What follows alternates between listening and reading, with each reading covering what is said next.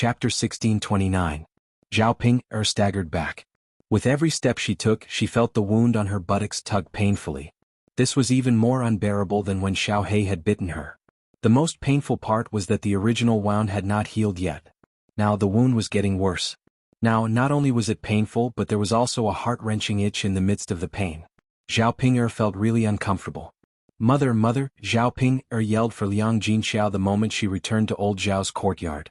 Usually, whenever she had a minor illness or pain, she would count on Liang Jinxiao to take care of her. This time was no exception. When she arrived at old Zhao's courtyard, Zhao Yun also came over. Zhao Yun and Liang Jinxiao were busy working together.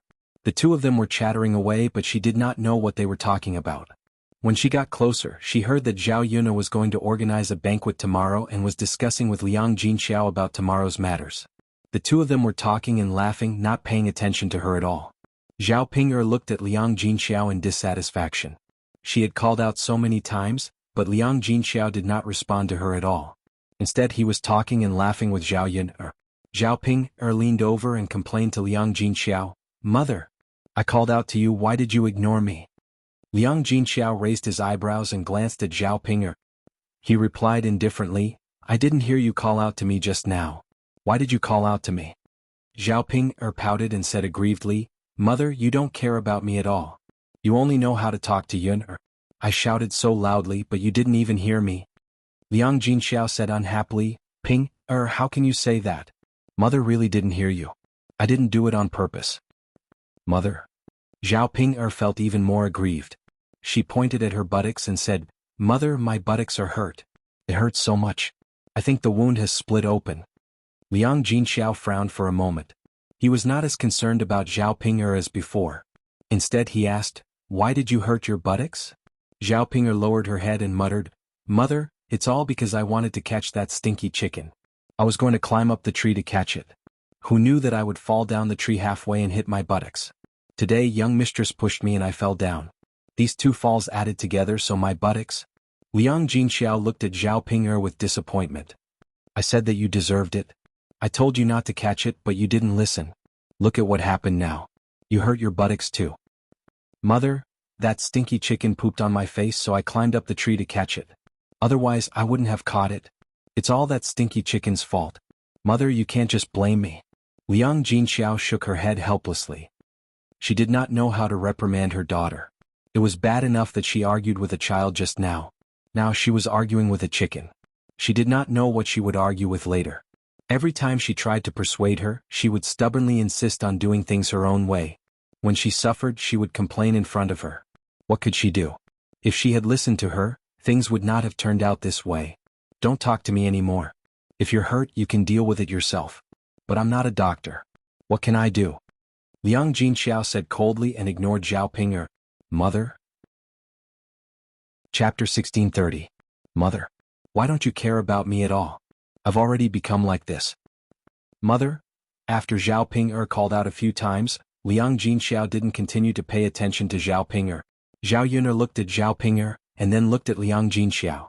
Seeing that Liang Jinxiao lowered his head and steeled his heart to ignore Zhao Ping, his attitude was very firm. Compared to his previous gentle temperament, there were some changes. Of course, this was something worth celebrating for Zhao Yun. If Liang Jinxiao continued to be obedient to Zhao Ping, she didn't know what Zhao Ping would do to him in the future. If this continued, it wouldn't be a good thing for her. After all, if Liang Jinxiao happened to live with her in the future, what would be the point of dragging Zhao Ping along? After Zhao Ping called out a few times, she was so angry that she stomped her feet. "Mother, how can you be like this?" Zhao Yun's mouth curved into a smile and she said sarcastically, "Ping-jie, what you said is really heartless. Don't tell me that mother doesn't care enough about you? This time you looked for trouble and hurt yourself. What can I do to you? Could it be that your butt is injured and you want mother to treat your wound? Or do you want Nyang Nyang to do something for you?"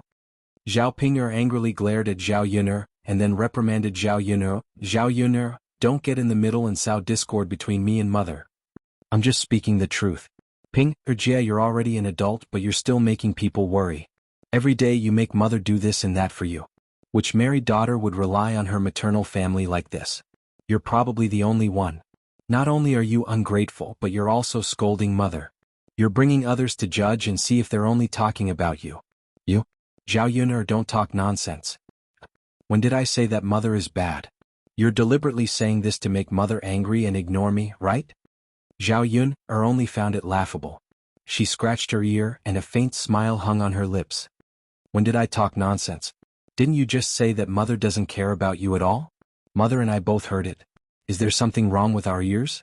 After Zhao Yun's words, Liang Jinxiao's frowned. His expression didn't look too good. Think about what Zhao Ping'er just said. If she did not take care of him properly, she would say that she was in the wrong and did not care. No family's daughter would be like this. Her words really made one feel bitterly disappointed. It seemed that all her efforts didn't fall into Zhao Ping'er's eyes. Or perhaps in Zhao Ping'er's eyes, everything she did was right. The more Liang Jinxiao thought about it, the more bitterly disappointed he felt. Zhao Yun, you. Zhao Ping'er was so angry that she pointed at Zhao Yun. However, she couldn't argue with Zhao Yun, so she was speechless when Zhao Yun refuted her. Liang Jinxiao's cold voice sounded again. Ping'er, don't make a fuss. Hurry up and go back to your room. You're making my head hurt. Mother, why aren't you going back? Don't tell me you don't want to eat lunch? Or is your injury not painful enough? Zhao Ping'er pursed her lips, feeling wronged. I'll go back to my room. Before entering the room, Zhao Ping'er glared hatefully at Zhao Yun. If Zhao Yun wasn't in front of her mother's heart might have softened. Chapter 1631. Now the wound on her butt hurt so much that Zhao Ping'er felt like her flesh was being torn apart. It hurts. What should I do? Zhao Ping'er muttered. Zhao Yun glanced at Zhao Ping'er's cowardice and couldn't help but shake her head. No one could stand Zhao Ping'er. Only Liang Jinxiao, her mother, had the patience to talk to Zhao Ping'er. Zhao Yun and Liang Jinxiao spoke a few more words. When she was about to go back, she saw Zhao Jin crying secretly in the corner of the room. Zhao Yun walked over and said to Zhao Jin, Sister Jing, what's wrong with you? Seeing Zhao Yun coming over, Zhao Jin wiped her tears with her sleeves and replied to Zhao Yun, No, nothing. Seeing the tears in the corners of Zhao Jin's eyes, Zhao Yun frowned. She was crying, yet she said she was fine. She must have something on her mind. Little sister Jing, did something bad happen? You'll feel better if you tell me. Why don't you tell me? Zhao Jin looked up at Zhao Yun, sighed deeply and said, Actually, it's not a big deal. I'm getting married in a few days, but my mother hasn't come back yet. On the day I get married, my mother has to be by my side, right? Otherwise, who can send me off? Hearing Zhao Jin's words, Zhao Yun felt some sympathy for Zhao Jin. It had been a while since she should have left old Zhao's house, but Zhao Wenshui didn't go to Li Chuang's in-laws' house to pick her up. No wonder Zhao Jing was upset. Zhao Wenshui was usually very lazy and would ask Zhao Jing to take care of him from time to time. Li Chuang was in old Zhao's house, so at least there was someone to take care of him. Sister Jing, let your father pick it up. Zhao Yun said. Zhao Jing lowered her head. My father won't go, why not? If your mother doesn't come back, who will cook for him? Speaking of this, Zhao Yun told her about every leftover meal from Liang Jinxiao. After listening, Zhao Yun finally understood. He was wondering how Zhao Wenshui could stand not having anyone to cook for him and serve him. It turned out that his cheap mother had cooked a lot. The third household provided him with good food and drinks every day, so how could Zhao Wenshui possibly think of Li Chuang? If she wanted Zhao Wenshui to take the initiative to ask Li Chuang to come back, she would have to ask her mother to cut off Zhao Wenshui's food. Zhao Wenshui would probably have to go to Li Chuang obediently in a few days. Zhao Yun patted Zhao Jing's shoulder and said, Sister Jing, don't worry. I have a way to make your mother come back. Really? Zhao Jing asked expectantly. Yes, I should be able to. I have to try. Zhao Jing gratefully tugged at Zhao Yun and said, Yun, thank you. You're welcome. Zhao Yun smiled. As Zhao Yun spoke, she turned to talk to Liang Jinxiao. Only then did Liang Jinxiao realize the serious consequences of his actions. If he had known, he would not have sent food to Zhao Wenshui. Because of this, his second sister-in-law had not come back for so long. Yun, I understand. You can go back. Yes. Mother, no matter what second uncle says, don't be soft-hearted. You must not give him food. After resting for so many days, even the most serious injuries have healed. Don't listen to his excuses. Yes. Yun, I will remember. Mother, I will go back first. Okay. Not long after Zhao Yun left old Zhao's courtyard, the third household had finished preparing lunch. Chapter 1632. Usually, when Zhao Wenshui smelled the smell, he knew that the food in the third branch was ready, and Liang Jinxiao would bring the food to him in a while. However, today was different. Zhao Wenshui lay in bed and waited for half an hour, but Liang Jinxiao did not bring the food. His stomach was growling with hunger. Zhao Wenshui impatiently shouted a few words in the room. Third sister-in-law, third sister-in-law. Third sister-in-law, third sister-in-law, why don't you answer me? After shouting for a while, Zhao Wenshui did not see Liang Jinxiao come in. In the end, Zhao Wenshui had no choice. He ordered Zhao Jing, who was beside him, and said, Jing, go to your third aunt's room and shout. Why didn't she answer me after I shouted for so long? Zhao Jing was a little reluctant to go and shout for Liang Jinxiao. After hesitating for a while, Zhao Wenshui urged her, Jing, why are you still in a daze? Go quickly. Zhao Jinger murmured, Father, haven't you recovered from your injuries? Why don't you go and call for third aunt yourself?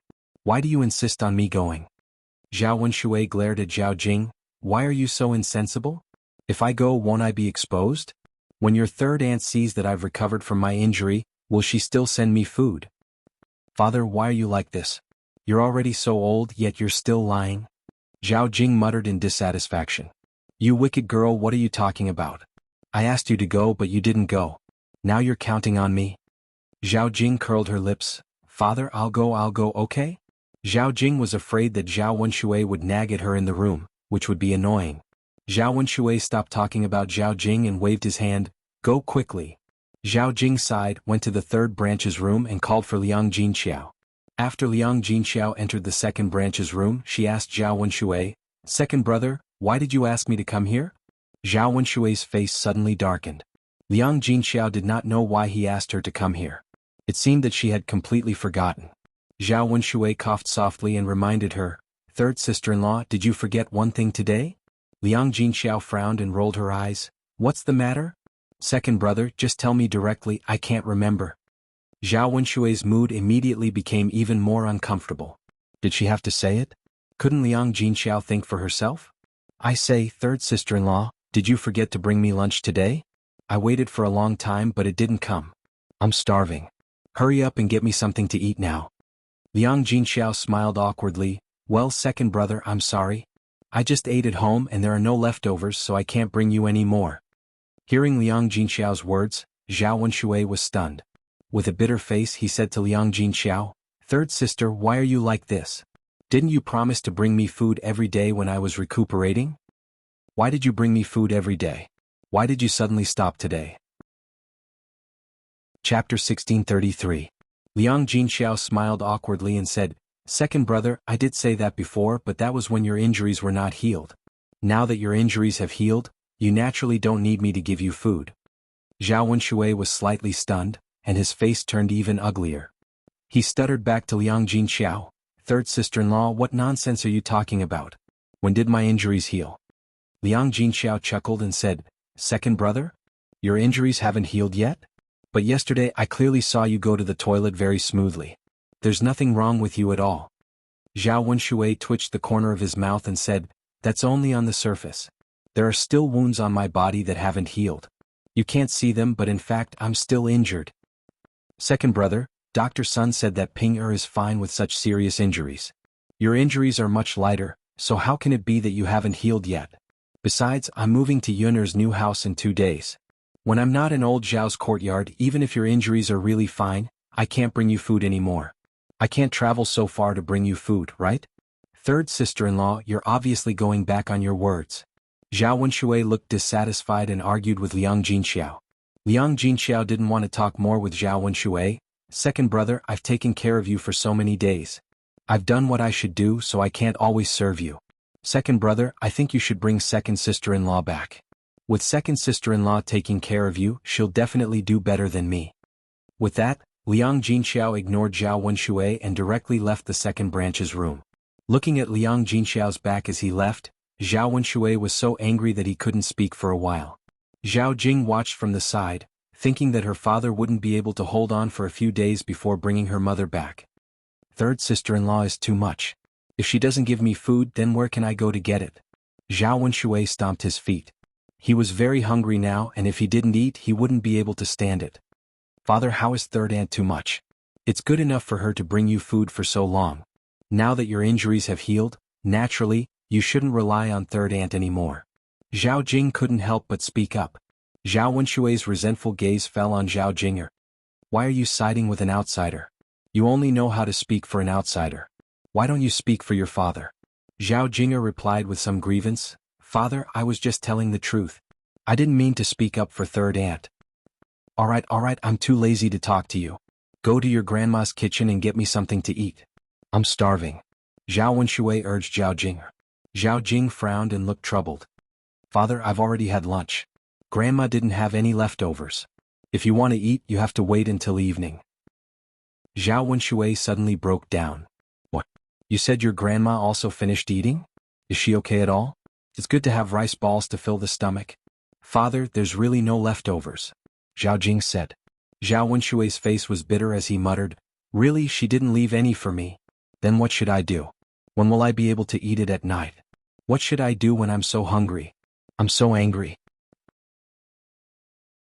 Chapter 1634.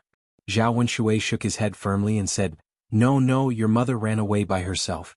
If I go and pick her up, how embarrassing would that be? If I pick her up later, won't I have to do whatever she wants? Zhao Jinger smiled bitterly and said, Father, why do you care about face at this time? Mother's return is the most important thing. Father, I don't want to say this, but we can't do without mother. Zhao Wenshui didn't listen to Zhao Jinger and said, I say girl, all you care about is your mother. Do you want to anger me to death? Zhao Jinger saw that Zhao Wenshui was really angry, so she didn't continue. She had to find an opportunity to talk about this matter slowly. Now that Zhao Wenshui didn't listen, it was useless no matter how much she tried to persuade him. Finally it was night time. Zhao Wenshui, with a hungry stomach, hurriedly urged Hua Chunhua to cook. When people were hungry, it was easy to feel dizzy. The feeling of an empty stomach was very uncomfortable. Hua Chunhua saw that Zhao Wenshui was eating with her at this time, so she was very dissatisfied. When the meal was finally ready, she called Zhao Wenshui over to eat. Zhao Wenshui, however, became picky about the food. Mother, why did you put so little oil in this dish? It's tasteless. It's not delicious at all. It's a waste of food. Even if you're saving money, you don't have to be so reluctant, right? And this dish, you only put a little bit of salt. It's too bland. It doesn't taste good in the mouth. I can't swallow it. And this? It wasn't that Hua Chunhua's dishes were worse than usual, but Zhao Wenshui was used to the food sent by Liang Jinxiao. When he came to eat Hua Chunhua's dishes, he couldn't get used to it. After all, the food of the third branch was rich in oil and tasted good. Hua Chunhua's dishes were far inferior. Because of the comparison and the difference, Zhao Wenshui started to be picky about the food while eating. Seeing Zhao Wenshui blabbering on and on, Hua Chunhua was a little annoyed. She replied to Zhao Wenshui unhappily, Wenshui, are you done picking? After being scolded by Hua Chunhua, Zhao Wenshui was shocked. He pouted and said, Mom, I was just saying. I was just telling the truth. His little sister had received so many betrothal gifts when she got married, so why should he save and not spend them? What's wrong with our family eating more delicious food? People should enjoy life. If you don't enjoy it now, you won't be able to enjoy it in a few years. Zhao Wenshui's words meant that he shouldn't bring anything with him when he died. If he had money in his hands, he should enjoy it while it was still early. However, in Hua Chunhua's ears, Zhao Wenshui said that she would die in a few years. Hua Chunhua felt angry when she heard such an unlucky thing. You stinking brat, do you want your mother to die? What good will it do you if I die? You're still thinking about your little sister's betrothal gifts. I saved them so I can do whatever I want with them. It's good enough that I cooked for you and let you eat, but you're still being picky. Do you think I have to feed you for nothing? Don't come to my place to eat tomorrow. If you don't have anything to eat, it has nothing to do with me even if you starve to death. In any case, I won't serve you anymore. Mom, Zhao Wenshui anxiously tried to persuade Hua Chunhua. Mom, this won't do. Where else can I eat besides you? Don't be angry with me. Is that okay? Chapter 1635. Even Zhao Baoshan, who had been silent all this time, said, My son, your mother is right. Don't come here to eat from tomorrow onwards. You can't blame father and mother for not letting you eat. It's just that your second branch has been eating here for a while. If you continue to eat, I think the other branches will be dissatisfied. After all, we are separated from the family. Otherwise, you can bring your family's money and food here to pay for the food. Zhao Wenshui said with a bitter face, "Mother, we don't have any food or money. We can't take them out." "If you can't take them out, then don't eat. Why do you still want to eat?" "Mother?" Seeing that Zhao Wenshui still wanted to make trouble, Zhao Baoshan said with a serious face, "That's enough, my son. Don't say any more. If you really can't, bring Jinger's mother back. You have to live together as a family. You can't always rely on your mother and me. Your mother is old and can't move her legs. It's not easy for her to cook. She has to take care of the food for many of us. She's very tired every day. If it's just me and your mother eating, we can just make do. Your mother won't be so tired." Seeing that Hu Chunhua and Zhao Baoshan were determined, Zhao Wenshui felt a little desperate. Did he really have to bring Li Chuiying back? Zhao Jing tugged at Zhao Wenshui's sleeve and said, "Father, let's bring my mother back. I don't know how to cook. We won't have anything to eat tomorrow. Tianyu and I can't starve." "Father, I don't want to starve. I miss my mother. Please bring her back." Zhao Tianyu also begged. Although he didn't think that his mother was very good before, after his mother left, when he followed Hu Chunhua to ask for food, Hu Chunhua's attitude towards him was always cold and indifferent. She didn't give in to him at all. With such a comparison, Zhao Tianyu began to miss the time when Li Chuiying was still around. Basically, Li Chuiying would try his best to satisfy whatever he wanted. "Second brother, Jinger's mother has been gone for a while. I guess her anger has subsided. Go and pick her up tomorrow and she will probably agree to come back with you." After listening to their persuasion, Zhao Wenshui's heart wavered. Although he said that he didn't care if Li Chuiying came back or not, he missed him in his heart. That woman was not good in many ways, but she was still a woman. She could serve him during the day and sleep with him at night. It had been a while since he touched a woman. Zhao Wenshui felt something stirring in the depths of his heart. Suddenly, he missed the taste of a woman, and the thing below him involuntarily hardened. She couldn't wait to push Li Chuiying down on the bed and give him a good beating. Zhao Wenshui swallowed his saliva and said, "All right then. Jing will come with me tomorrow. Let's go to her mother's house and pick her up." With Zhao Wenshui's words, Zhao Jing's originally gloomy mood dissipated. She only hoped that Li Chuiying could be brought back tomorrow. She also hoped that her father could change his temper a little and not treat her mother too badly. Otherwise, they probably wouldn't be able to be together in the future. "Okay, father," Zhao Jing answered. The next morning, Zhao Yun went to the third branch first and asked Liang Jinxiao to take care of Daodu and Tian Tian. She was going to Yang City to buy some vegetables and get someone to send the furniture over. Chapter 1636. "Don't worry, Yun, I'll take good care of Tian Tian." "Okay then, mother, I'm leaving." Zhao Yun and Mulan went to Yang City together. The two families had finished building the house together. However, Mulan's family hadn't scattered candy yet. Today they were going to the town to buy candy and some groceries. The family would have a good meal as a celebration. After all, building a new house was a big deal to the villagers. The two of them soon arrived at Yang City. Zhao Yun and Mulan went to buy some groceries first. They had just set up the stall in the morning, so many of the dishes were still fresh. Zhao Yun bought a fish, 2 pounds of meat, a duck and some vegetables. The duck was an old duck that was several years old, so it was better to stew it in soup.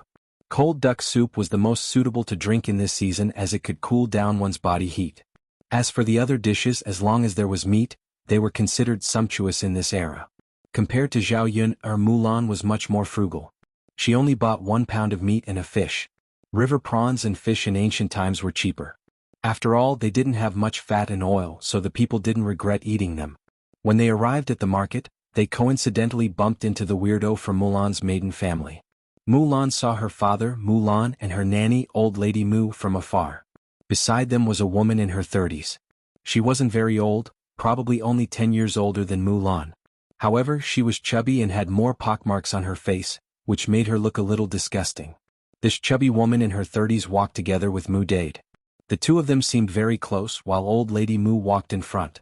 Mulan stared at the three of them and was slightly stunned. She stopped in her tracks. The few of them were not far in front of her. They were buying groceries at the market. When they arrived at the meat stall, they looked around and didn't know whether to buy or not.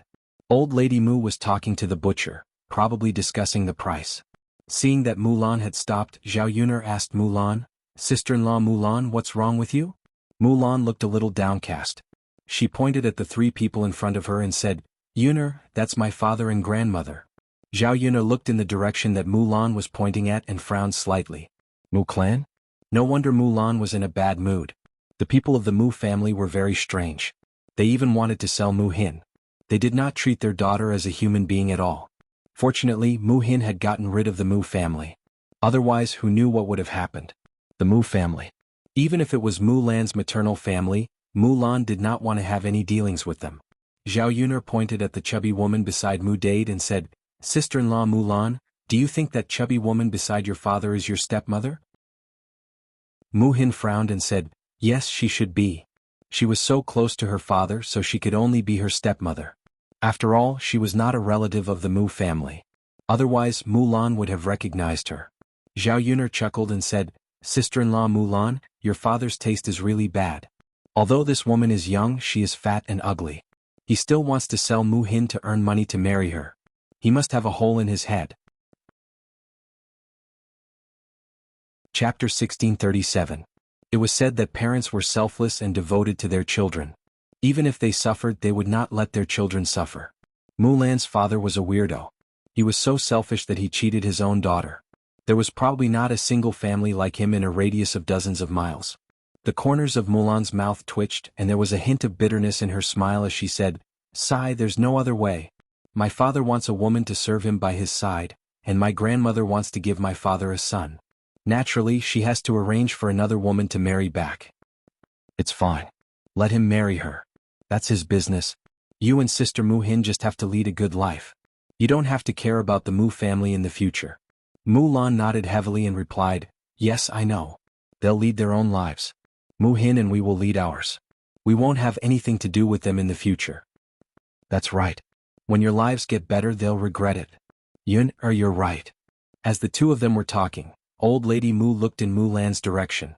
When she saw Mu Lan, she was slightly taken aback and then poked Mu Dade. Mu Dade also looked in Mu Lan's direction. There was a strange emotion in his eyes. It seemed to be guilt. "Let's go, Yun." Mu Lan quickly averted her gaze and turned around, preparing to leave with Zhao Yuner. She saw that Mu Lan's expression was not good. It seemed that she did not want to bother with the Mu family, so she pulled her away. Zhao Yuner could understand Mu Lan's feelings. There was no need to interact with such a family. Zhao Yuner replied, "Okay." However, the two of them had only taken a few steps when the Mu family caught up with them. Old Lady Mu grabbed Mu Lan and said, "I say, are you blind or are you doing it on purpose? Don't you know how to greet your father and me?" Mu Lan's eyes darkened. She didn't want to talk to Old Lady Mu. However, Old Lady Mu did not give up. "You damn girl, are you mute? Why aren't you saying anything? Don't think that it'll be fine if you don't speak. You are a descendant of the Mu family, so you have to be respectful in front of the elders of the Mu family. What kind of attitude is this? What do you mean?" Old Lady Mu pulled Mu Lan's clothes and scolded her fiercely. Mu Lan frowned in disgust. "Are you done talking? If you're done, then let me go." Zhao Yuner watched from the side. She was disgusted by the Mu family. Where did they get the face to be so arrogant in front of Mu Lan? Hearing Mu Lan's words, old Madame Mu became even angrier. "What are you talking about? Now that she's married into her husband's family, her maiden family doesn't recognize her anymore?" Mu Lan felt that Old Lady Mu was somewhat inexplicable. Not only did she run up to her and shout, but she also said such words. What did she mean? She didn't understand at all. Zhao Yuner couldn't listen anymore. No wonder the Mu family could sell Mu Hin for money.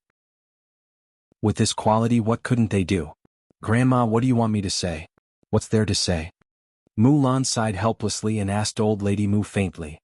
"I say, girl, your words are really irritating. Is it so difficult to say hello?" Old Lady Mu said angrily. "Grandma, what's the purpose of saying hello? Is it necessary? You guys just live your lives well. My father has already remarried. I don't want to disturb him so as to not appear in front of you and annoy you." Chapter 1638. You. Old Lady Mu was so angry that she could not speak. She felt that Mu Lan's words were treacherous, but she could not refute them. After all, what they did was wrong. The matter of selling their daughter had been talked about in the village for a long time. It was a stain on the Mu family's reputation. However, Old Lady Mu knew that if she did not use this method to earn money, she would not have the capital to marry Mu Dade. At this moment, Mu Dade walked over and tugged at Old Lady Mu. "All right, mother, don't be so calculative with Lan. This is not a big deal. Maybe she really didn't see us." Zhao Yuner looked up at Mu Dade. She felt that Mu Dade still had some conscience when he said this. Mu Dade looked to be in his 40s. He was very thin and tall, but he was like a bamboo pole. He did not look like a sly person. He was an honest person. This kind of person was probably a mommy's boy. He would do whatever his mommy said. Selling Mu Hin and arranging for him to marry a wife were probably all done by Old Lady Mu. Old Lady Mu was obviously the head of the household and had to listen to her in everything. She was used to being domineering. Hearing Mu Dade's words, Old Lady Mu turned around and glared at Mu Dade. "You're still speaking up for this wretched girl? No, you're still denying it? What's so precious about a daughter? How can you use her to protect her?" Old Lady Mu muttered. Mu Dade looked at Mu Lan apologetically and did not continue speaking. "Father, grandmother, if there's nothing else, I'll leave first. I still have to go back home to work." Mu Lan was very annoyed when facing Mu Dade and Old Lady Mu. She did not want to continue being entangled with them. When she went back, she would not have to face Mu Dade and Old Lady Mu. Naturally, she would not be so annoyed. However, Old Lady Mu continued to block Mu Lan. "Why are you in such a hurry to go back? What's the matter?" Seeing the vegetables and meat in Mu Lan's basket, Old Madame Mu's brows knitted together, her expression grave. My granddaughter is rich now. It's not the new year, but she can actually afford to buy meat to eat." Mu Lan saw that Old Lady Mu was staring at the basket in her hand, so she quickly hid the basket behind her back. She said to Old Lady Mu indifferently, "Grandmother, aren't you living a good life too? Weren't you also preparing to buy meat at the meat stall?" The corner of Old Lady Mu's mouth twitched. "We still can't bear to buy it. Even if we want to buy it, we won't be like you, weighing a caddy all at once." Mu Lan didn't know what to say when Old Lady Mu came. She just wanted to buy a gene of meat, but in Old Lady Mu's eyes, it was like something shameful. "That's enough, mother. You don't have to say any more.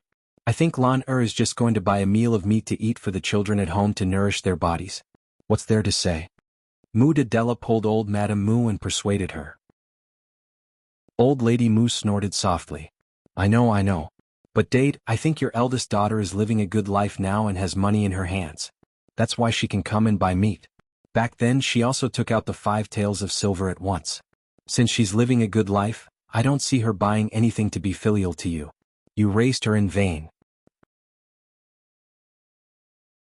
Chapter 1639. After Mu Lan heard Old Lady Mu's words, she could not help but roll her eyes in her heart. She did not know how thick-skinned Old Lady Mu was to say such things. Not to mention selling Mu Hin, now she was even thinking of getting some benefits from her. After she married into her husband's family, she did not see the Mu family helping her even when she was at her most difficult time. It was better not to have this maternal family, unlike other families where the maternal family would protect their married daughters. "Forget it, Mother, Lanner's life is not easy, don't say such things. It's not like we can't live anymore. Why do you want Lanner to spend money to be filial to me?" Mu Dade could not help but persuade Old Lady Mu. Selling Mu Hin in exchange for money for him to marry a wife had already caused the villagers to criticize him behind his back. Until now he could not even lift his head up high. If he let his married daughter buy things to be filial to him, he did not know what the villagers would say about him. Old Lady Mu could put aside her pride, but as a man, how could he bear to be criticized by the villagers? After all, men were prideful and pride was the most important thing. Old Lady Mu glared at Mu Dade. "Who allowed you to speak? Could it be that your mother said something wrong? Can't your daughter be filial to you? How much food did she eat from our Mu family? Did she return it to our family? It was fine if she could not live her life in the past, we did not bicker with her. But look at her now, your daughter can even eat meat and it's not even during the holidays. This means that she is living a good life. And I heard that her family has built a new house. I did not know whether it was true or not, but now it seems to be true. She can only buy meat when she has money to build a house." "Mother."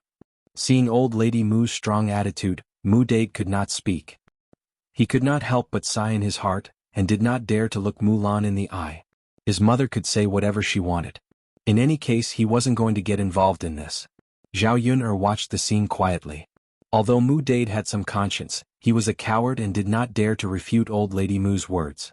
On the other hand, Old Lady Mu was a weirdo who liked to haggle over every ounce. The main problem was that she was narrow-minded and liked to take advantage of others. Now that they had their eyes on Mu Lan, it was likely that Mu Lan would have a hard time in the future. If the Mu family continued to pester him, it would be another troublesome matter. After the house was built, he was prepared to live a peaceful life. Who knew that something like this would happen? Coincidentally, he bumped into the Mu family in Sun City today. Mulan's face looked very ugly. She bit her lower lip and said, "Grandma, don't say such sarcastic words. It's said that a married daughter is like spilled water. I've never seen a woman send things to her maiden home all day long. When the family Zhu married me, they gave me a few taels of silver as a betrothal gift. You guys took all of it, so you didn't raise me for nothing, right? Why should I buy things for my father now? How my family lives is my family's business, and it has nothing to do with you. No matter how good my life is, don't expect to get a single cent from me. I won't give it to you." Mulan's words were very strong, and she was determined not to let the Mu family get any benefits. Zhao Yun admired Mulan's attitude. She had to be like this when dealing with weirdos. Otherwise, she would be the one to suffer if she was blamed. Chapter 1640. Old Lady Mu's shouts were very loud. With her shouts, the onlookers gathered around out of curiosity, wanting to hear what was going on. Old Lady Mu dragged the onlookers to talk about Mulan, saying that Mulan was not filial and that she had forgotten about her maternal family after she had a good life. She did not care about her maternal family and did not care about them at all. She did not even care about her own father and had not been filial to him for so many years. When Old Lady Mu saw that there were more onlookers, she became more energetic in her scolding. Lan Lan stood in the middle and received the strange looks and scoldings from the onlookers. Mulan was disgusted by Old Lady Mu's behavior, but she felt helpless. What could she do when she met such a grandmother? "Mother, don't say any more." Mu Dade hurriedly tugged at Old Lady Mu and persuaded her. Others might not know, but Mu Dade knew very well that the Mu family was in the wrong in the first place. With so many onlookers, if Mulan said something and others heard it, he would be scolded again. That was why he hurriedly stopped Old Lady Mu, afraid that she would make a bigger fuss. Old Lady Mu gave Mu Dade a push and warned him, "I said, you don't have to care about this big matter. Your mother knows it in her heart. Today I have to tell everyone about Mulan's character and let everyone be the judge. Otherwise she will say that I'm unreasonable." Mu Dade was helpless. What was the point of being reasonable? They were clearly in the wrong first. If he said that they were unreasonable, he would let them have more. Unfortunately, Old Lady Mu did not admit it and felt that she was reasonable. He could not do anything about it. Old Lady Mu continued to hoot and Mulan could not take it anymore. She was disgusted to meet such a family member. Originally, she did not want to argue with them, but now it seemed that the result of not arguing with them was to be destroyed by Old Lady Mu. Zhao Yun'er poked Mulan and said, "I say, sister-in-law Mulan, don't tolerate this kind of situation. Let's expose their true colors. I want to see who the normal people think is unreasonable." Mulan pursed her lips and responded. Now she could only do as Zhao Yun'er said. Otherwise, it would have a bad impact on her reputation. Mulan stood in the middle of the crowd and calmly narrated to the onlookers what Old Lady Mu and the Mu family had done. After listening to Mulan's words, the onlookers finally understood what was going on and began to criticize Old Lady Mu and Mu Dade. Most people had a conscience. Everyone knew in their hearts who was in the wrong first. Regardless of whether a daughter was filial or not, it was not a big deal. After all, a daughter was not like a son. If a daughter was married off, she would belong to someone else's family. A daughter who was married off was like spilled water. How many of them cared about their maternal family? Instead, it was the Mu family who sold their daughter for their own selfish interests. They did not care about their daughter's future and only wanted money. What was going on? No matter how poor the villagers were, they would not end up selling their daughter. Basically, they would live a hard life as much as possible. It was a heartless thing to give up one's daughter for the rest of her life. Oh my God, how can there be such people? They are not poor. Why would they sell their daughter if they can't live a good life? Chapter 1641. Sigh, there are really all kinds of people. It's like a thief calling out to stop a thief. That's right. I don't know where he got the thick skin to sell his daughter. Such a parent is not qualified to be one. Instead, he expects his daughter to be filial to him. Sigh, there's nothing we can do about it. I don't know what's so good about it. If it were me, I wouldn't have the face to say it. In an instant, the onlookers who were scolding Mulan began to scold Old Lady Mu. Although Old Lady Mu was old, she still couldn't stand others scolding her like that. Old Lady Mu was very embarrassed after hearing the words of the surrounding crowd. She could not maintain her composure and glared hatefully at Mulan. This wicked girl really didn't care about her family. She said anything and didn't know how to save some face for her parents and elders. Father, grandmother, you heard what everyone said, right? It's up to people to decide who's right and who's wrong. If you have nothing to do, don't make a scene in front of me.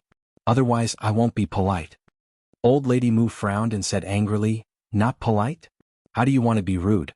Do you want to hit me and your father? Unfilial bastard, I shouldn't have raised you when you were born. I should have just strangled you to death.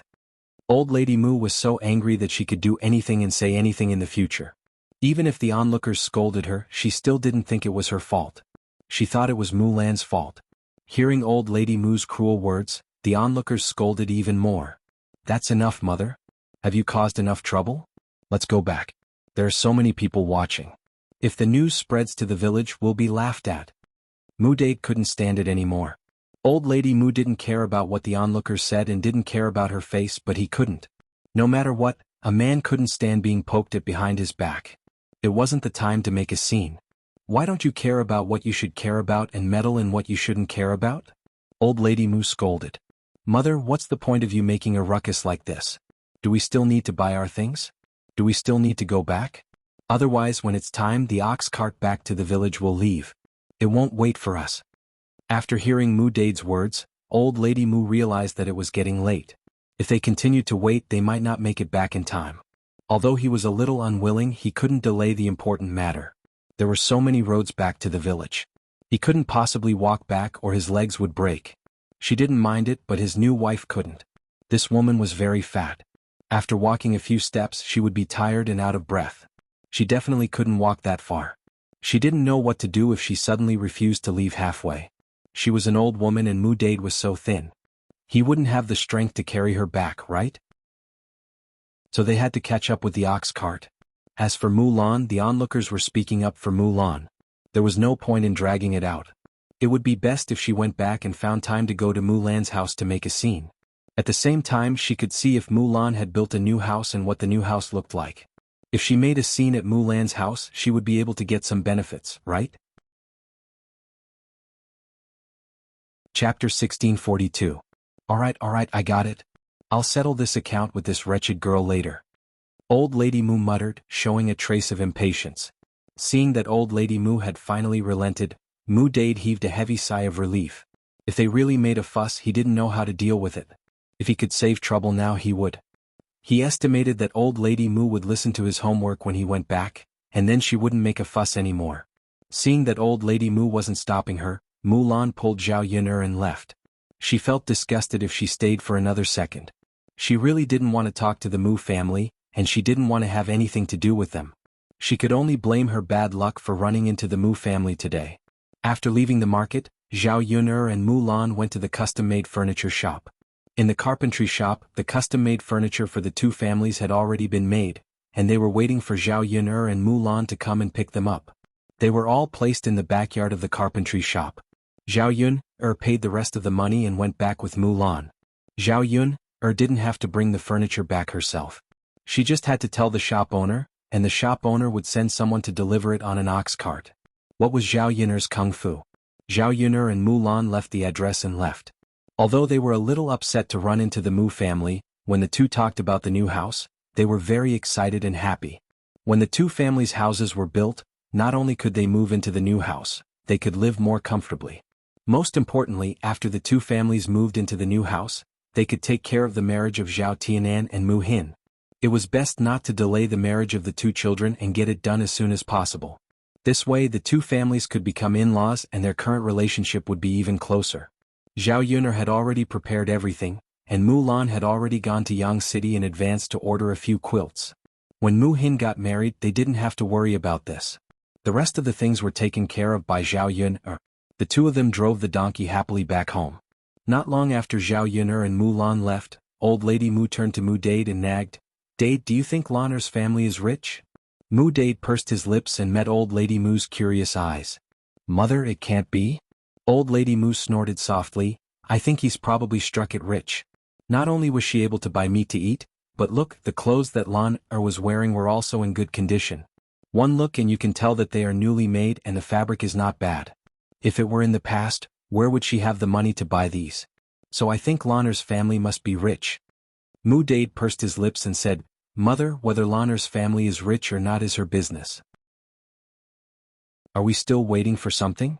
Old Lady Mu said with a straight face. Dade, that's not right. You're wrong. How am I wrong? Although Lan'er is married, she is still a member of the Mu family. She should be filial to you, her father. I think you can always ask Lan'er for something when you have nothing to do. Oh right, if you can't get anything from your daughter, you can get something from your son-in-law, right? Mu Dade sighed and seemed to be in a difficult position. Chapter 1643. No matter how bad things get, she's still your biological daughter. How can there be overnight animosity between father and daughter? Mother? Mu Dade lowered his head, not knowing what to say. His mother was a strong-willed person. Once she decided on something, she had to let him do it.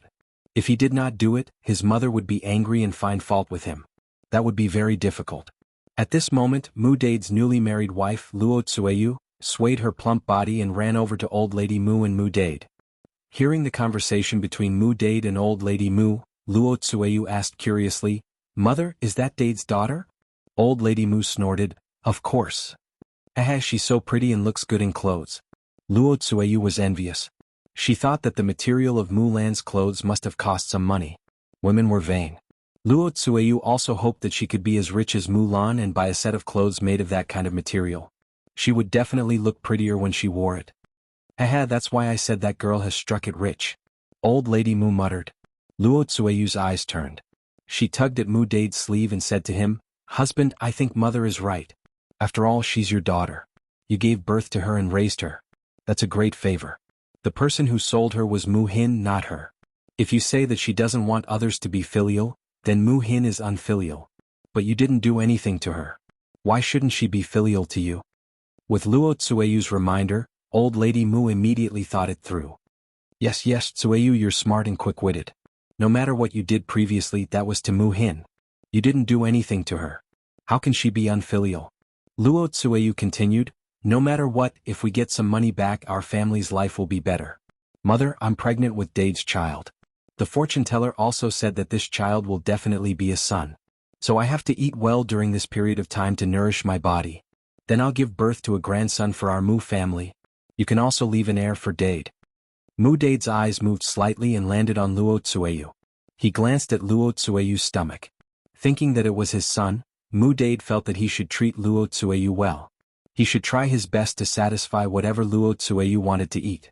It was only because of the child in Luo Tsueyu's belly that he could not let Luo Chueying suffer.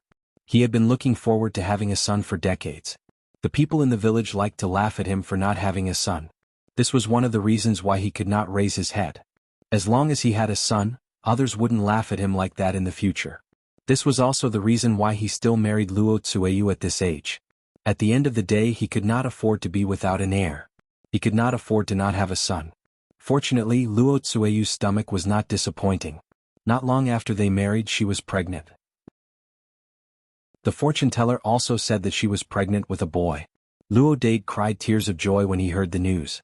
So no matter what Luo Tsueyu wanted, he would try his best to satisfy her. Giving birth to a son for him was already the greatest sacrifice she could make for him. The reason why they came to Yang City today was that Luo Tsueyu said that she was pregnant and was gluttonous. She wanted to eat meat and some snacks. That was why Mu Dade and Old Lady Mu agreed to bring her over to buy. Chapter 1644. After old Madame Mu heard this, she said to Mu Dade, Dade, your wife is right. Even if you don't think for yourself, you have to think for your wife, right? It wasn't easy for her to bear you a son. You can't treat her unfairly. No matter what, you have to get some money so that you can buy things for your wife to nourish her body. Only then can she give birth to a fat son and give your branch an heir.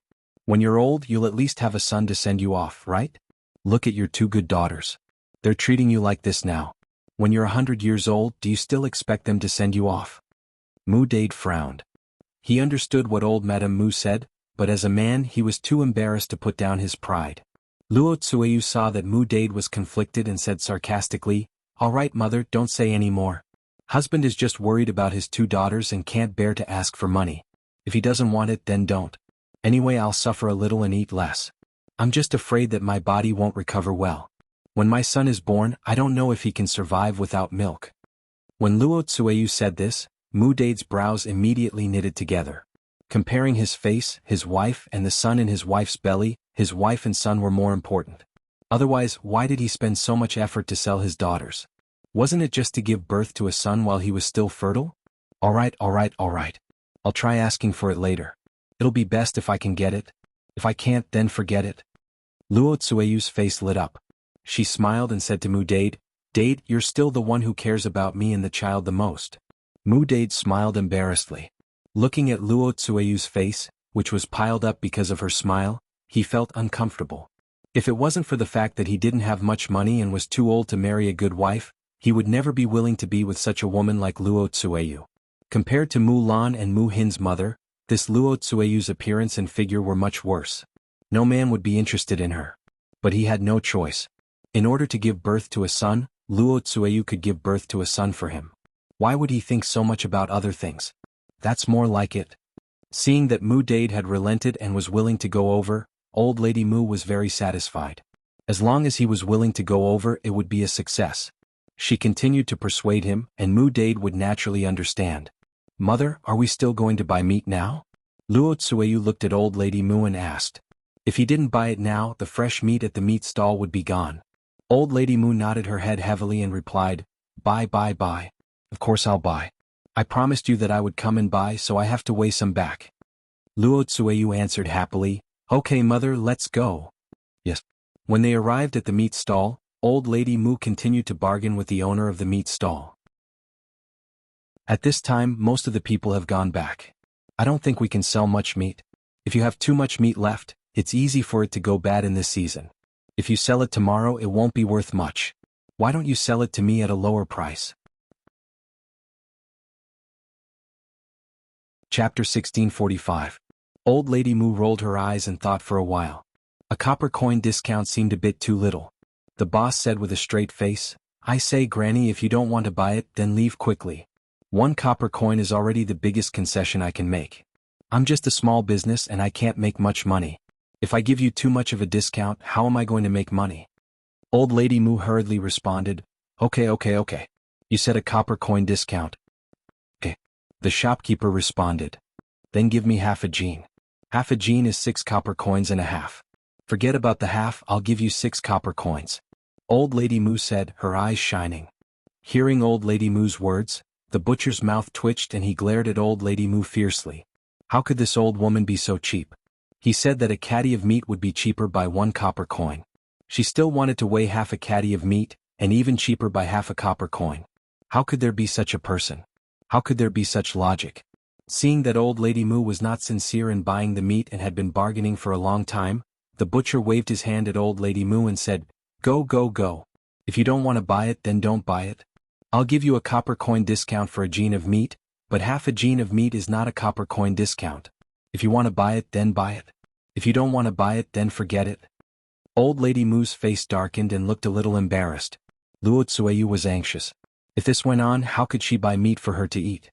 What if she didn't even weigh the meat when she went back after making a trip today? Then wouldn't her wish today be in vain? Mother, the shopkeeper's price is generous enough. Let's just buy a gene of meat. If we continue to bargain, he won't sell it to us. Old lady Mu frowned and thought for a while. She gritted her teeth and said, Okay, then weigh a gene of meat. Originally, old lady Mu planned to weigh half a gene of meat for Luo Tsueyu to eat alone. Now she thought that if she weighed another half a gene, the whole family could eat it. Otherwise, the family would definitely be greedy when they saw Luo Tsueyu eating alone. Okay, shopkeeper, weigh a gene of meat for me. The boss nodded reluctantly. However, he thought that if he could sell as much as he could, it would be better than not being able to sell it and waiting for the price to drop the next day. So he weighed 1 caddy for old lady Mu and took the 13 copper coins from her.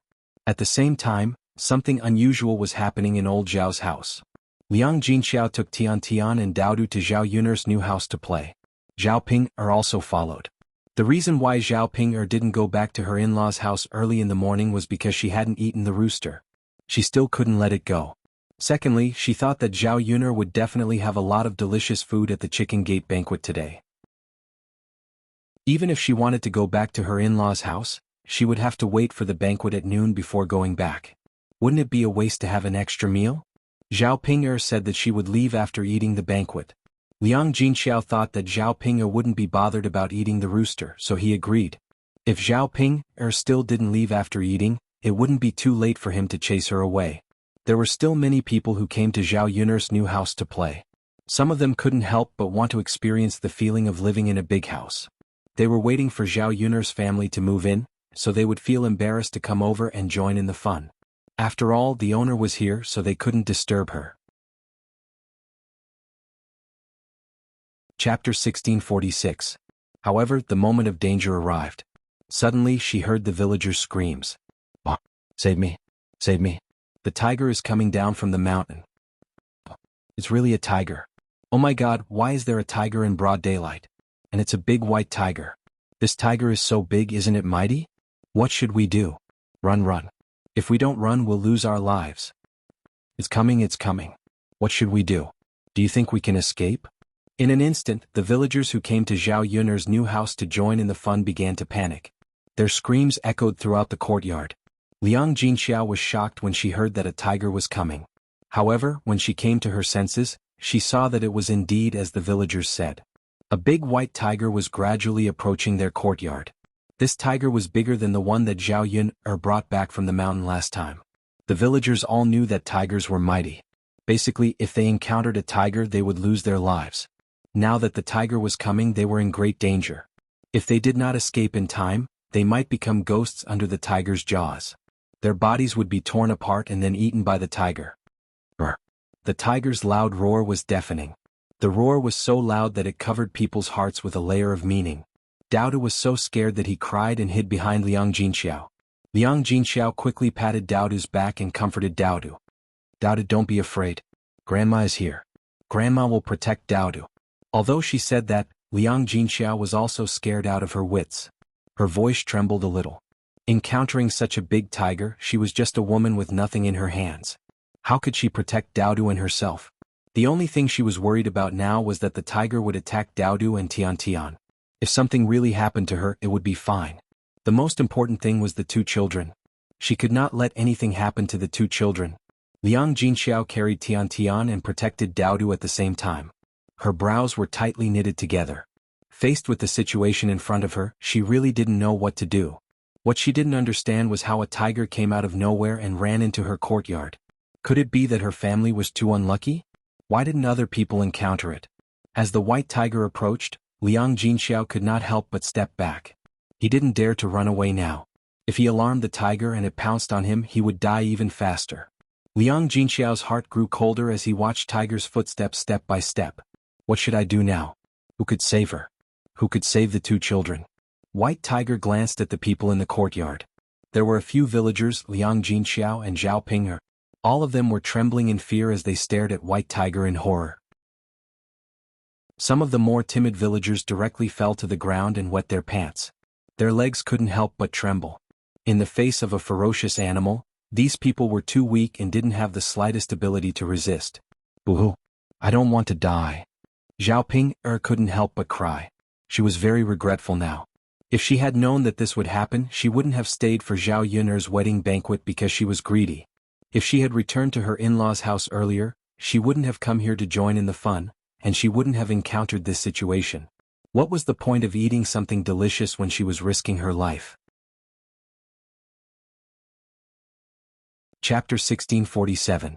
Because Zhao Ping'er was crying and talking, the white tiger's eyes were fixed on Zhao Ping'er. Zhao Ping'er's heart suddenly tightened, and her legs trembled even more. Could it be that this tiger wanted to eat her? If only she hadn't made a sound just now, she would have attracted the white tiger's attention. Otherwise, the people in the courtyard might not necessarily eat her. Roar! The white tiger bared its fangs and roared at Zhao Ping'er again. Zhao Ping'er was so frightened that she fell to the ground and almost peed her pants. What should she do? What should she do? Was she going to die now? She didn't want to die. Could the heavens come and save her? Why was she so miserable? Liang Jinxiao saw that the white tiger's target was Zhao Ping'er, and her heart tightened. No matter what, Zhao Ping'er was her daughter. If she was eaten by the tiger as a mother, she would definitely feel terrible. Moreover, Zhao Ping'er was still so young. Was she going to die before her own daughter? The other villagers saw that Zhao Ping'er had attracted the white tiger's attention and were slightly relieved. The tiger's stomach was definitely not that big. It should be full after eating one person. If it ate Zhao Ping, nothing would happen to the others. The white tiger slowly moved towards Zhao Ping. Zhao Ping was suddenly scared out of her wits. She sat there helplessly, not knowing what to do. Liang Jinxiao was so anxious that she stomped her feet and hurriedly said to Zhao Ping, Ping, why are you in a daze? Hurry up and run. Zhao Ping only came back to her senses when Liang Jinxiao shouted at her. She trembled as she got up from the ground and hurriedly ran in the direction of Liang Jinxiao. Liang Jinxiao's heart suddenly jumped. This wretched girl, why did she run towards her? She didn't know where she ran to. She didn't know what to do now.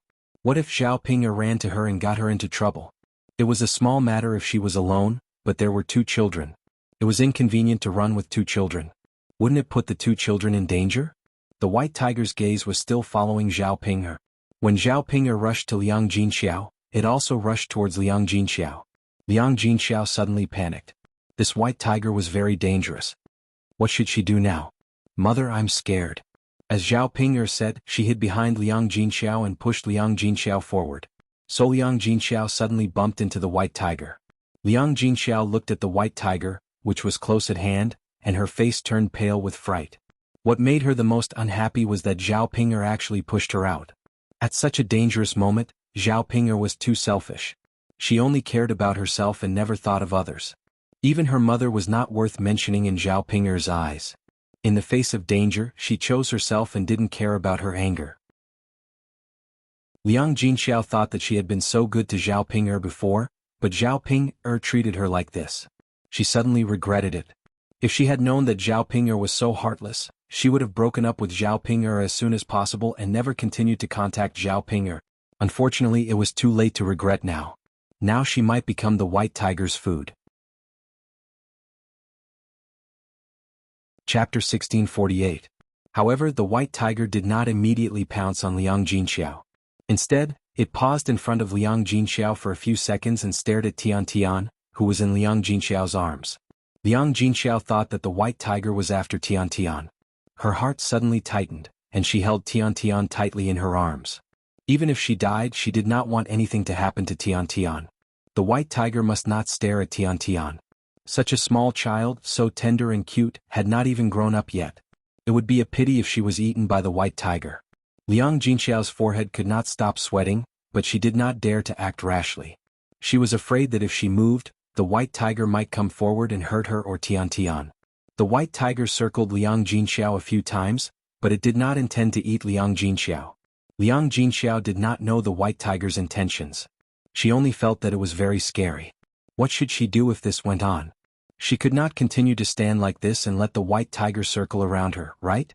Zhao Ping saw that the white tiger was finally not staring at her. The stone in her heart was put down, and she felt that she had been reborn and saved. As for Liang Jinxiao, although she was a little worried, she did not feel guilty about her actions. Zhao Ping whispered to Liang Jinxiao, "Mother, just give the baby to the tiger.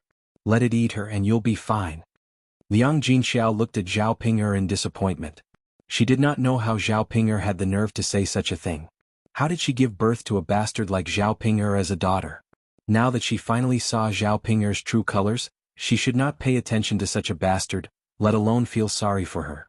Even if Zhao Ping had become the white tiger's food, she should not care. You beast, shut up. Liang Jinxiao scolded. Zhao Ping pursed her lips and said, "Mother, I'm just concerned about you. She's just an irrelevant little bastard.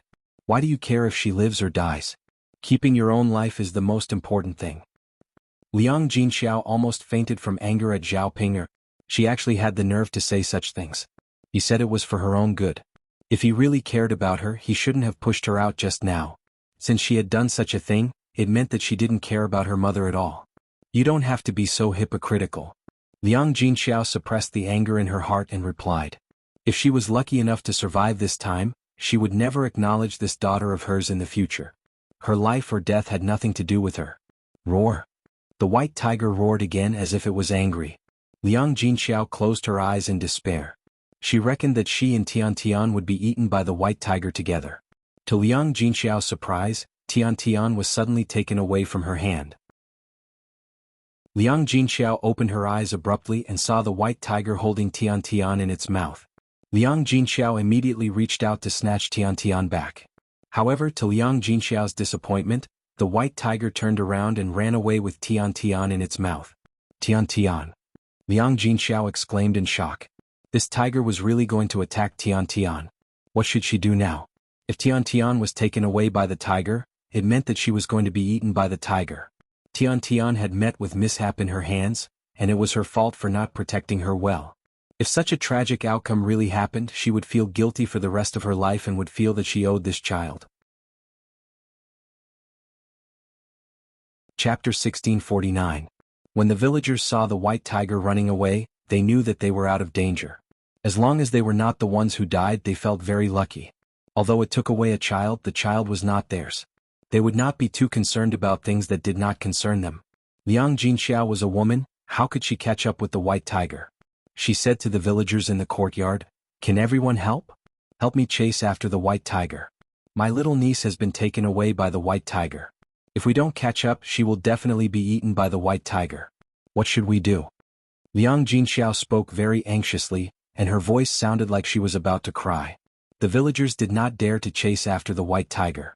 It was already very lucky that the white tiger could leave. Otherwise, who knew if the white tiger would come back to eat them after eating the baby? Sister Liang, I can understand how you feel, but you have to know that the white tiger is very powerful. Who among us can deal with it? It's better not to chase after it. If we do, we will lose our lives in vain. That's right, Sister Liang. It's better not to chase after it. The child has a hard life. This is her fate. We can't win against the white tiger. We can only accept our fate. Now, even if we have the tools, we can't snatch Tian Tian back from the white tiger. Isn't snatching something from the white tiger equivalent to courting death? These people were all persuading Liang Jinxiao not to throw her life away. They could not sacrifice themselves to help Liang Jinxiao snatch the child back. Liang Jinxiao's heart sank. Were they really going to let Tian Tian be eaten by the white tiger? Such a young child, she was abandoned by her biological parents when she was born. How many days had she lived until now? She was a fresh and cute life. Why did God treat her like that? She was just a child. How big of a mistake could she have made? How could she end up like this? The more she thought about this, the more Liang Jinxiao's tears flowed uncontrollably. Zhao Ping'er glanced at Liang Jinxiao. She really did not understand why Liang Jinxiao was crying. Tian Tian was not her biological granddaughter. It was not a big deal. If she was eaten, so be it. Could it be that when someone else's family died, her mother had to run over to mourn for them? Zhao Ping'er knew that Liang Jinxiao was angry with her, so she pursed her lips and held back her words. When White Tiger rushed out of Zhao Yun'er's courtyard, Little Black suddenly rushed out and blocked White Tiger's path. It roared at White Tiger fiercely. Woof woof woof, woof woof woof. Little Black seemed to be telling White Tiger to quickly put Tian Tian down. However, the White Tiger only looked at Blackie with contempt and didn't care about it at all. Blackie was afraid of the White Tiger, but when it saw the little master that the White Tiger was talking about, it had to protect the little master no matter what. Woof woof woof, woof woof woof. White Tiger ignored Little Black and prepared to take a detour. However, Little Black suddenly ran towards White Tiger and prepared to snatch the person from White Tiger. Unfortunately, Little Black was not as big as the White Tiger. After it rushed up, it was knocked away by the White Tiger and fell to the ground, unable to get up. This time it was a little painful. In addition, the injury from last time had not completely healed. Little Black was in so much pain that its legs were trembling. White Tiger immediately ran away. Its speed was very fast, like a gust of wind. Little Black barked a few more times behind White Tiger. Seeing that the situation was not right, it endured the pain and quickly chased after White Tiger. For a moment, Zhao Yun'er's courtyard fell into silence. Chapter 1650. Dowda was scared out of his wits. Although he was not the one who was eaten, he was still traumatized by the experience. She was a child after all. Even the adults were scared, so how could a child bear it? Dowda walked to Liang Jinxiao in tears and tugged at Liang Jinxiao's sleeve. Grandma, little sister was taken away by the tiger. What should we do? Can we save little sister? Will little sister come back? Liang Jinxiao wiped the tears from the corners of her eyes and patted Dowda's head. All right, Dowda, don't cry. Grandma doesn't know what to do now. Let's wait for your mother to come back. When your mother comes back, we'll slowly think of a way to save Tian Tian. Of course, she was just comforting Dowda. Liang Jinxiao knew very well that the chances of the child being taken away by the White Tiger were very small. How could they save her? When Zhao Yun'er found her, there might only be a pile of bones left, or even bones. Tian, this child was too pitiful. Whoa. Dao De couldn't help but cry. When he thought that Tian might be in danger, Dao De felt very sad. In fact, he had never felt so sad before. Several villagers who had experienced this incident were still in shock. This kind of experience of life and death made them feel scared. Several people left Zhao Yun'er's courtyard one after another. In a short time, the news of the white tiger coming down the mountain and taking away the child spread throughout the village. Because of this incident, the village fell into panic. Since the white tiger could come down the mountain the first time, there would be a second time and a third time.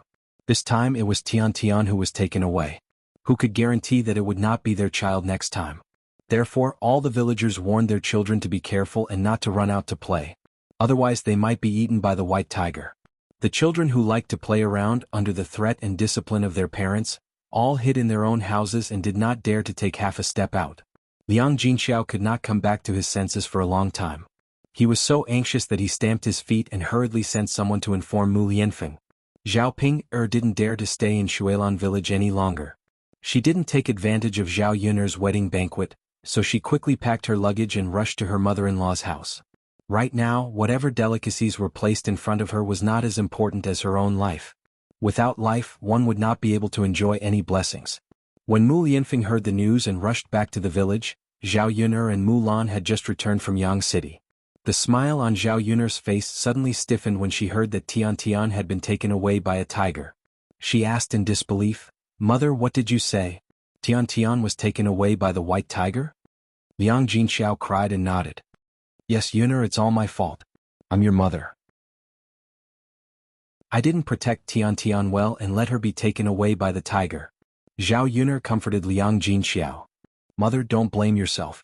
What's the use of protecting Tian when she encountered a white tiger? You don't have the ability to protect her at all. Now is not the time for us to be sad. We have to think of what to do." Zhao Yun'er frowned and thought for a moment. The white tiger that Liang Jinxiao was talking about was probably the one that she and Mu Lianfeng had met on the mountain. If the white tiger ate humans, the child would definitely eat them too. The reason why it held Tian in its mouth was probably because the baby's sweet smell attracted the white tiger. Chapter 1651. Zhao Yun'er was now worried about two problems. First, the baby had been taken away. She was afraid that the white tiger had eaten her. This beast was very wild. Naturally, it would not keep its prey for too long. Second, the mountain forest was so big. It would not be easy to find Tian. If they were unlucky, they would not be able to find her even after a few days and nights. At that time, even if she was not eaten by the white tiger, such a small baby would starve to death if she did not eat for a few days. The more she thought about it, the more upset Zhao Yun'er became. Thinking about Tian's cute little face, it was really sad that such a small child encountered such a thing. Zhao Yun'er comforted her, but Liang Jinxiao still felt guilty. Sigh. Liang Jinxiao sighed heavily, her face full of worry. Zhao Yun'er knew that Liang Jinxiao was still upset. If they did not find Tian, Liang Jinxiao would blame it on her. "Okay, mother, don't sigh. Now is not the time to sigh. We have to think of a way quickly. Finding Tian is the most important thing." Liang Jinxiao nodded heavily. Yes. You're right. The most important thing now is to find Tian. Let's go up the mountain together to look for her, okay? Zhao Yun'er thought that Liang Jinxiao was probably confused by her anxiety. She actually wanted to go up the mountain personally. It was dangerous on the mountain, especially when they went deeper. The periphery was fine, but the deeper they went, the more beasts they would encounter. Who knew if they would encounter danger? She was nimble and ran fast. She might be able to avoid them, but Liang Jinxiao could not. Liang Jinxiao was pregnant now. How could she withstand the torment? Zhao Yun'er then said to Liang Jinxiao, "Mother, just stay at home and take good care of Daodu. Mu Lianfeng and I will go up the mountain to look for him." "Yun'er, but I'm worried. I can't sit still at home," Liang Jinxiao said with a frown. Zhao Yun'er sighed softly. "Mother, you won't be of much help even if you go up. If anything happens, Mu Lianfeng and I will still have to take care of you." The meaning of Zhao Yun'er's words was self-evident, that Liang Jinxiao was a burden to her. Liang Jinxiao lowered his head. After a moment of silence, he finally nodded in agreement. "All right, Yun'er, go ahead. Do you want your father and the others to go as well? The more the merrier." Zhao Yun'er shook her head. "Mother, there's no need. It's too dangerous on the mountain. Father doesn't need to come with us. So, alright then. Then be careful. Got it, mother? Zhao Yuner and Mu Lianfeng hurriedly packed up and brought along some self-defense tools. The two of them then headed up the mountain. Just as they reached the foot of the mountain, they saw Little Black limping down the mountain. Little Black had suffered such a serious injury last time and hadn't recovered yet. It seemed that he was injured again this time. Zhao Yuner looked at Little Black with a trace of heartache in her eyes. Little Black, how are you? Are you all right? Zhao Yuner asked gently. Woof woof woof, Little Black barked a few times at Zhao Yuner. Zhao Yuner saw how anxious Little Black was and knew that something was wrong. She asked, Little Black, what's wrong? Woof woof woof, Little Black barked again and hurriedly ran up the mountain. Zhao Yuner seemed to have sensed something and hurriedly said, Mu Lianfeng, hurry up and follow Little Black. Little Black should know where Tian Tian is. Chapter 1652. The two of them followed behind Little Hay and walked into the forest. After walking for about half an hour, Little Hay suddenly stopped. His black eyes turned and he licked Zhao Yuner's fingers. Zhao Yuner understood what Little Hay meant. Little Hay wanted to say that Tian Tian and the white tiger were here. Zhao Yuner squatted down and patted Little Hay's head. She said to Little Hay is awesome. You actually found us. I'll reward you with a drumstick later. Little Hay wagged his tail and continued to lick Zhao Yuner's palm. Mu Lianfeng's brows became more serious. There was a cave in front of where the two of them were now. It should be the white tiger's nest. However, although they knew that Tian Tian was here, the two of them did not dare to act rashly. The white tiger was too dangerous. The two of them were not able to deal with it at all. The first time Mu Lianfeng killed a tiger, it was because that tiger was not as powerful as this white tiger. Under special circumstances he was lucky enough to kill it. But against this white tiger, Mu Lianfeng did not have much confidence.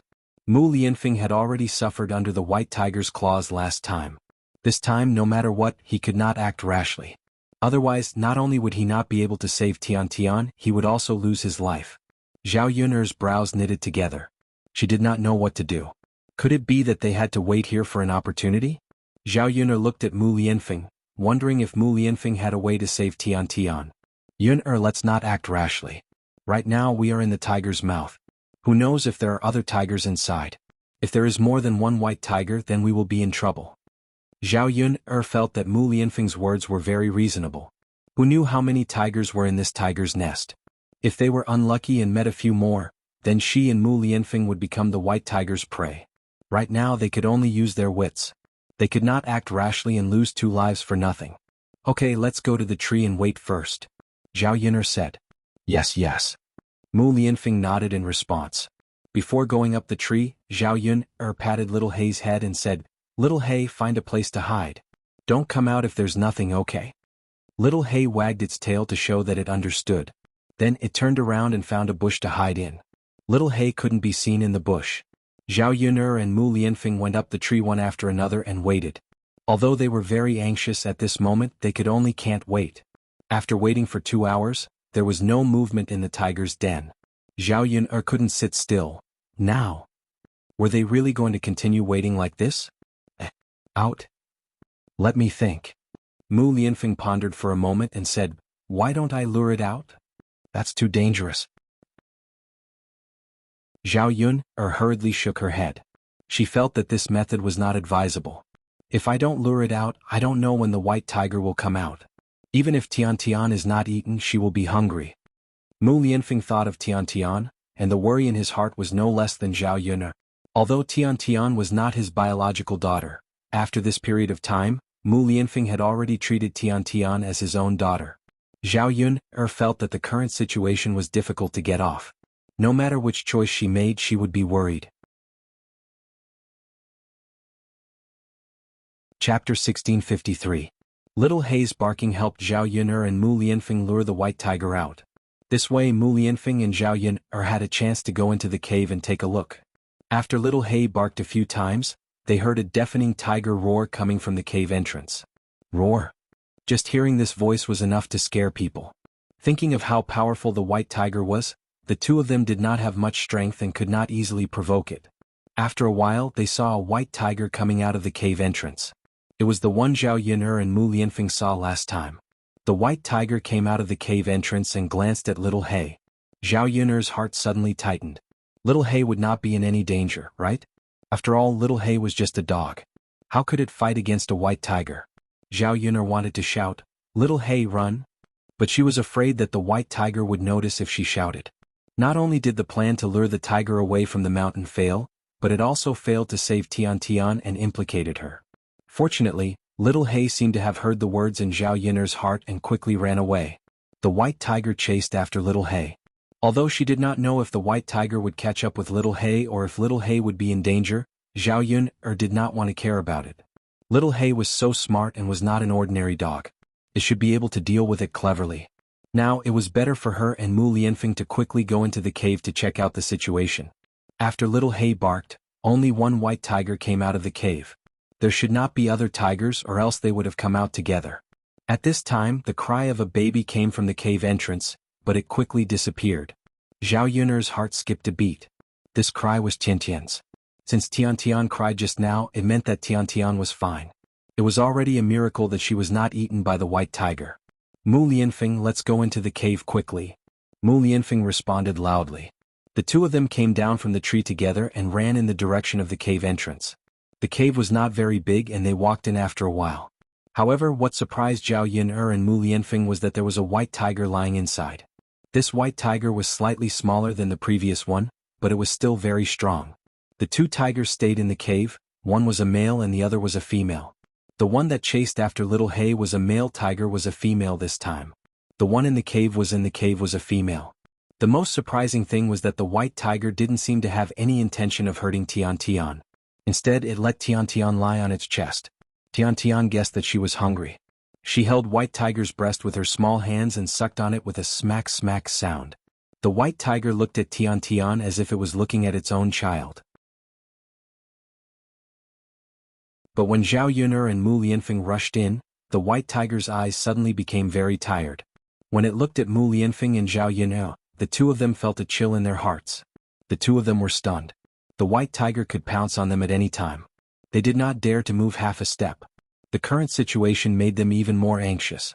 They had already come in, but who knew that there would be a white tiger?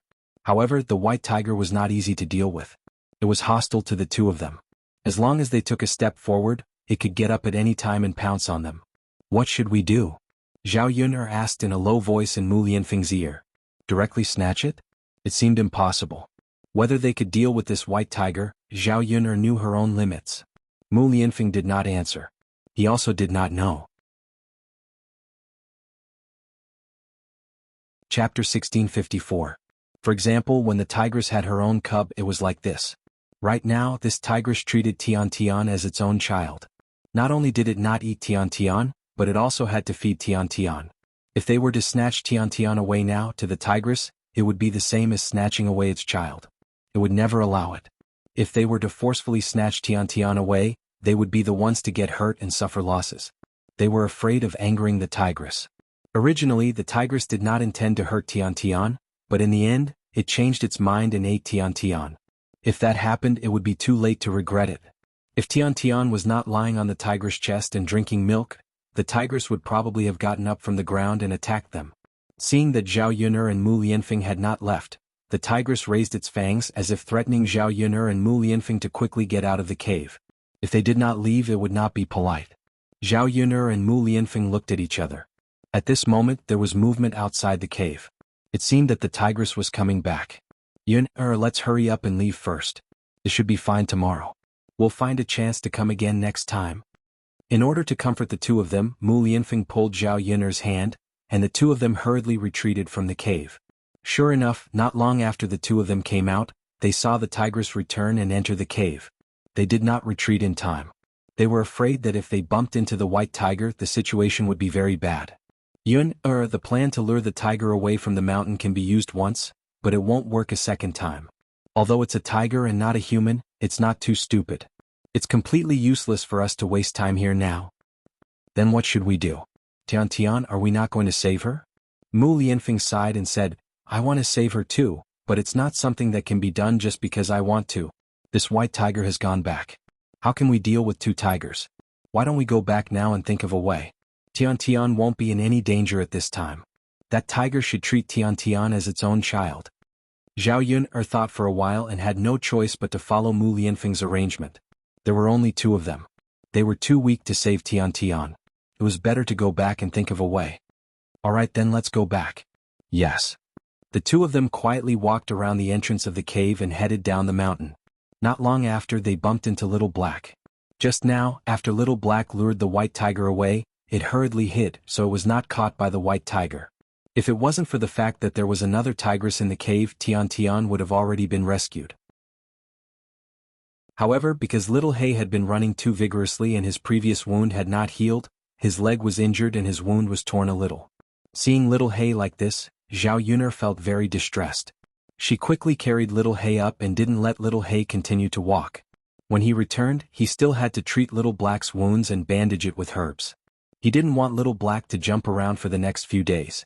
He had to recuperate properly, otherwise Little Black would be in danger. Sometimes an animal's life was much more fragile than a human's. After it was injured, it had to be taken good care of. Yun'er, let me carry him. Mu Lianfeng reached out and took Little Hay from Zhao Yun'er's hands.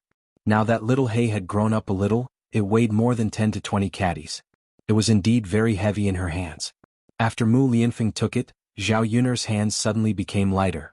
The two of them continued to walk down the mountain.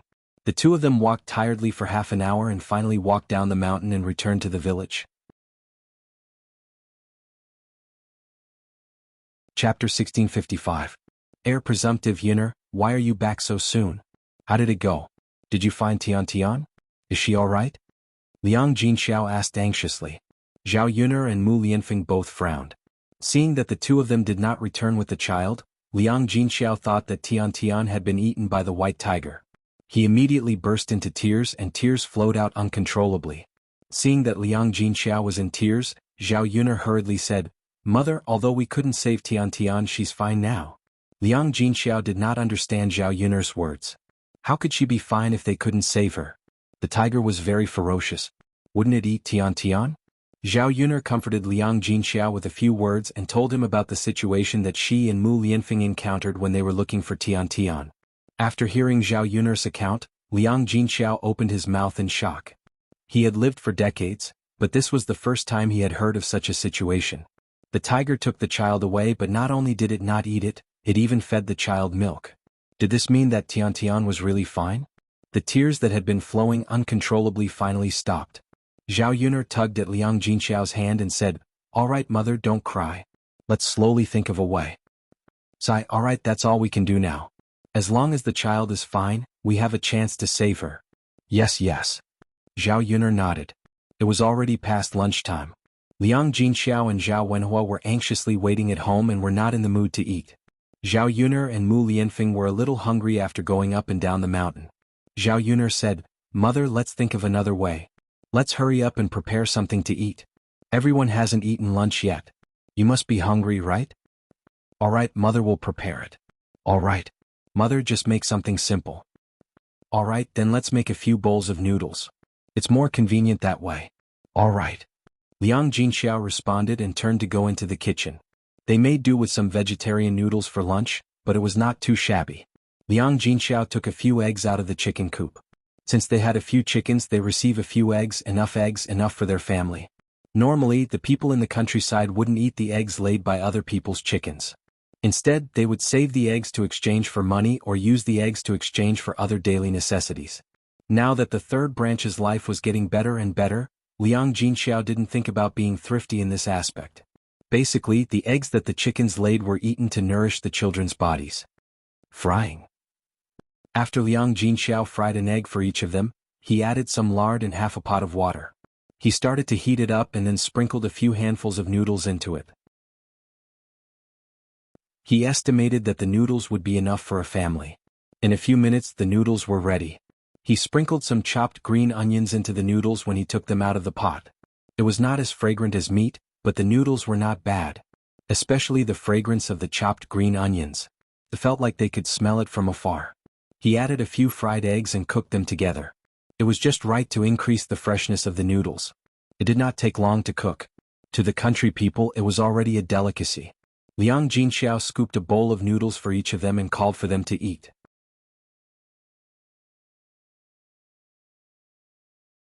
Chapter 1656. Liang Jinxiao hurriedly stopped Zhao Yuner. Yuner, eat slowly. Don't eat in such a hurry or you'll burn your throat. The noodles are very hot. You should blow on the noodles to cool them down before eating. Zhao Yuner nodded in embarrassment. She was too impatient, like a child. People had to feel comfortable when they were full. Otherwise it would be too uncomfortable when they were hungry. Mu Lianfeng held the noodles in his hands and stood in the courtyard, slowly eating them. The strong fragrance of the noodles spread throughout old Zhao's courtyard.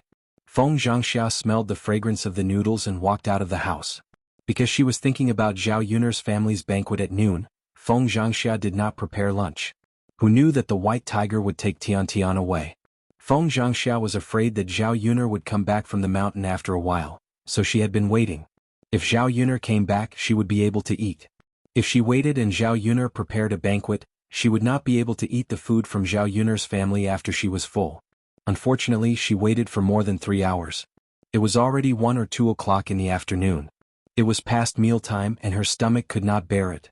Yuner, third sister-in-law, why are you eating? Feng Zhangxia frowned slightly, and her tone was somewhat questioning and dissatisfied. Liang Jinxiao looked up at Feng Zhangxia in confusion and replied, Sister-in-law, what's wrong? Can't we eat? It's already past noon and no one has eaten. So we just made some noodles to fill our stomachs? Is there something wrong? Feng Zhangxia's face suddenly darkened. Didn't they say that they were going to prepare a banquet at noon? Now that Zhao Yuner had finally come back, the third branch only made some noodles. Wasn't she waiting in vain? Third sister-in-law, isn't your family preparing a banquet at noon? Don't you want to prepare it? Why are you only eating noodles for lunch?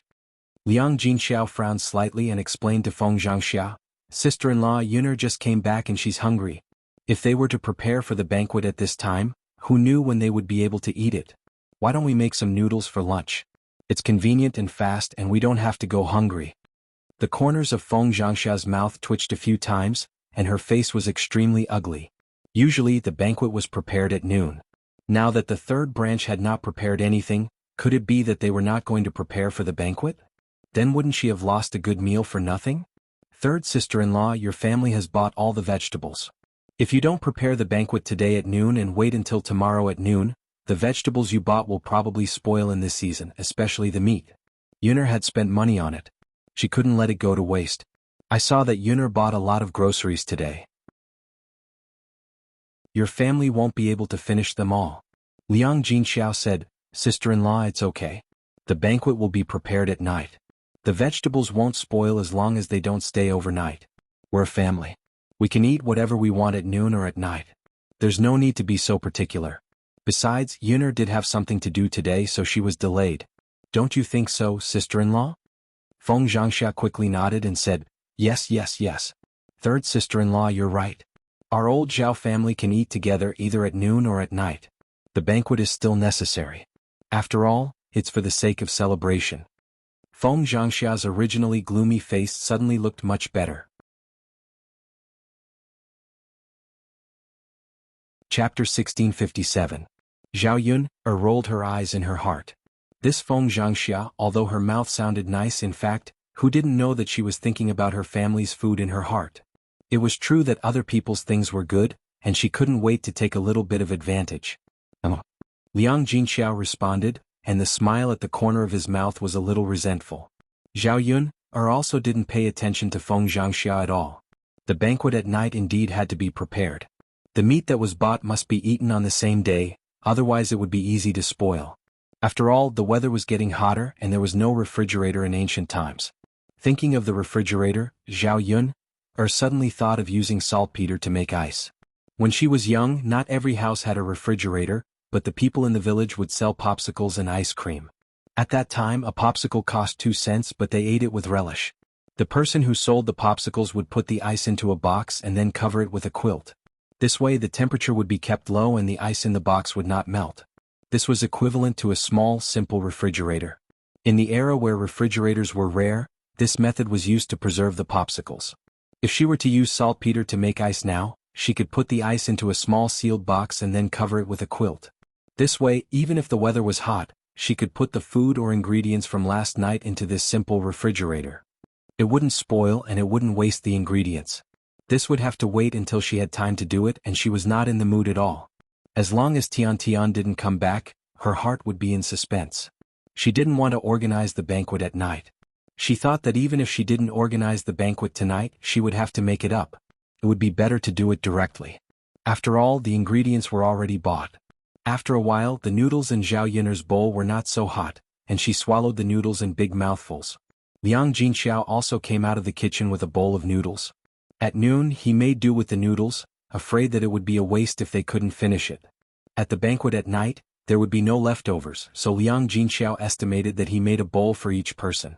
When she finished filling her bowl, the pot was filled with soup, so it wouldn't be a waste if she ate it.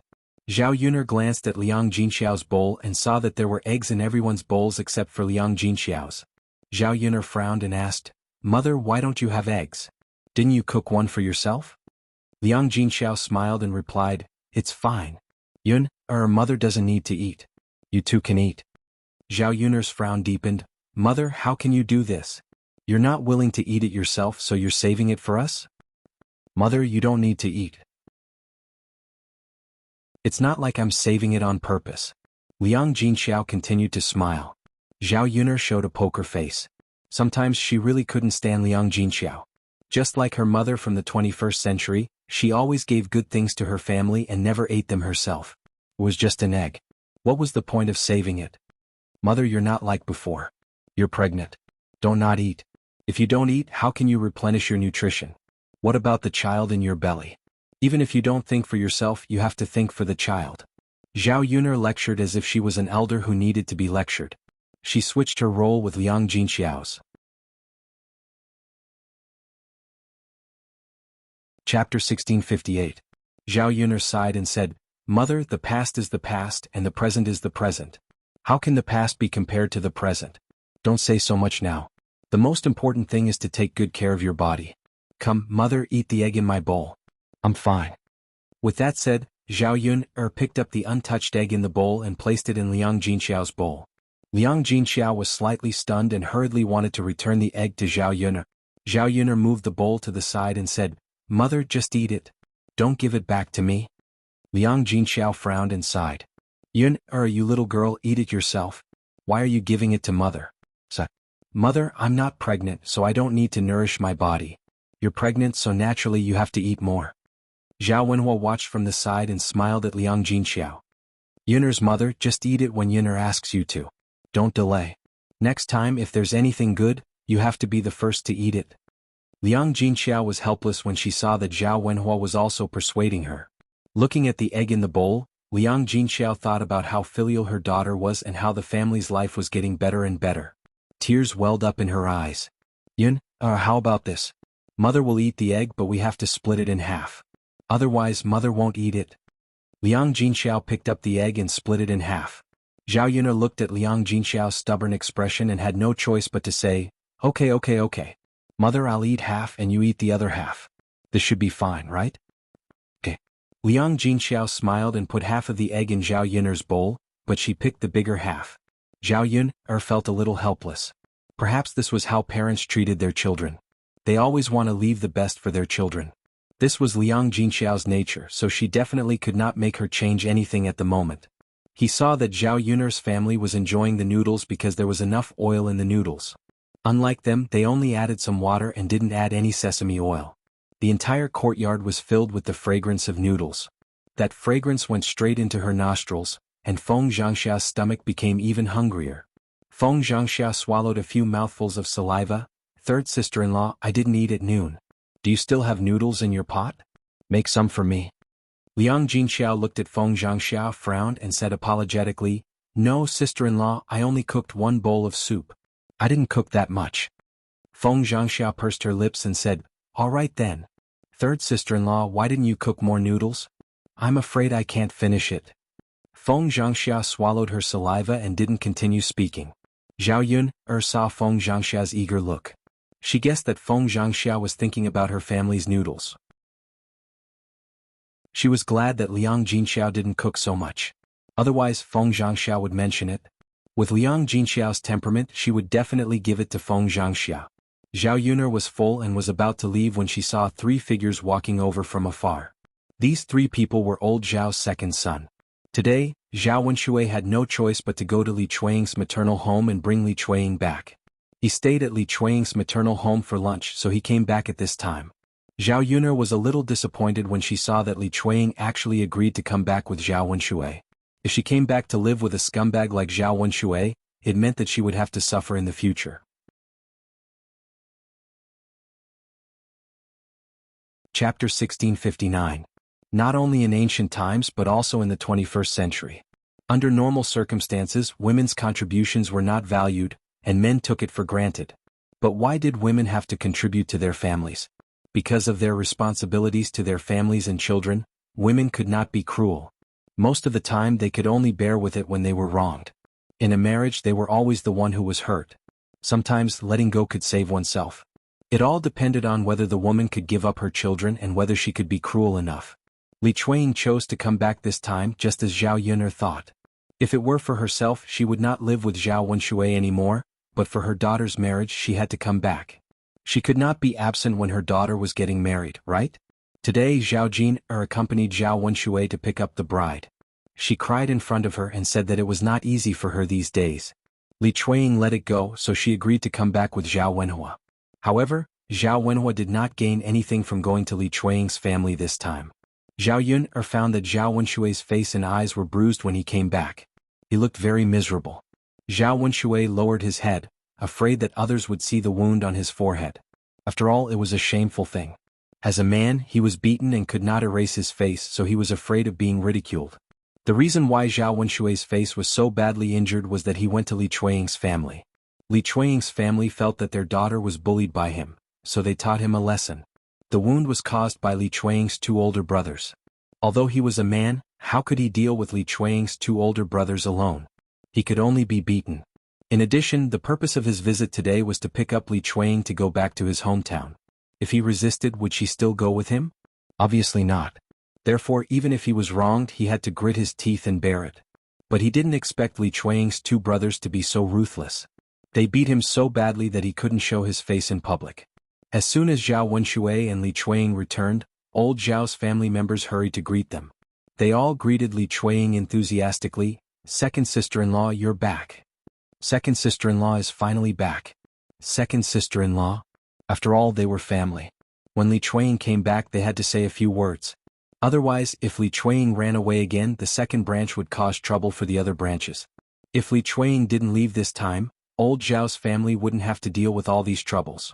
Li Chuanying suddenly felt a little uncomfortable in the face of these people's enthusiasm. In fact, she was bitterly disappointed in Zhao Wenxue and old Zhao's family members. But she didn't expect them to treat her like this. It was really a little surprising. Hearing the noise outside, Zhao Baoshan hurried out of the room and said to Li Chuanying, "Second sister-in-law, you're back. It's good that you're back. It's good that you're back." "Father," Li Chuanying called. No matter what, Zhao Baoshan was talking to her, so she had to reply politely. Zhao Baoshan showed a rare smile when he called her. He had been sullen these days because of these trivial matters at home. As people got older, what they wanted most was a harmonious family and a happy family.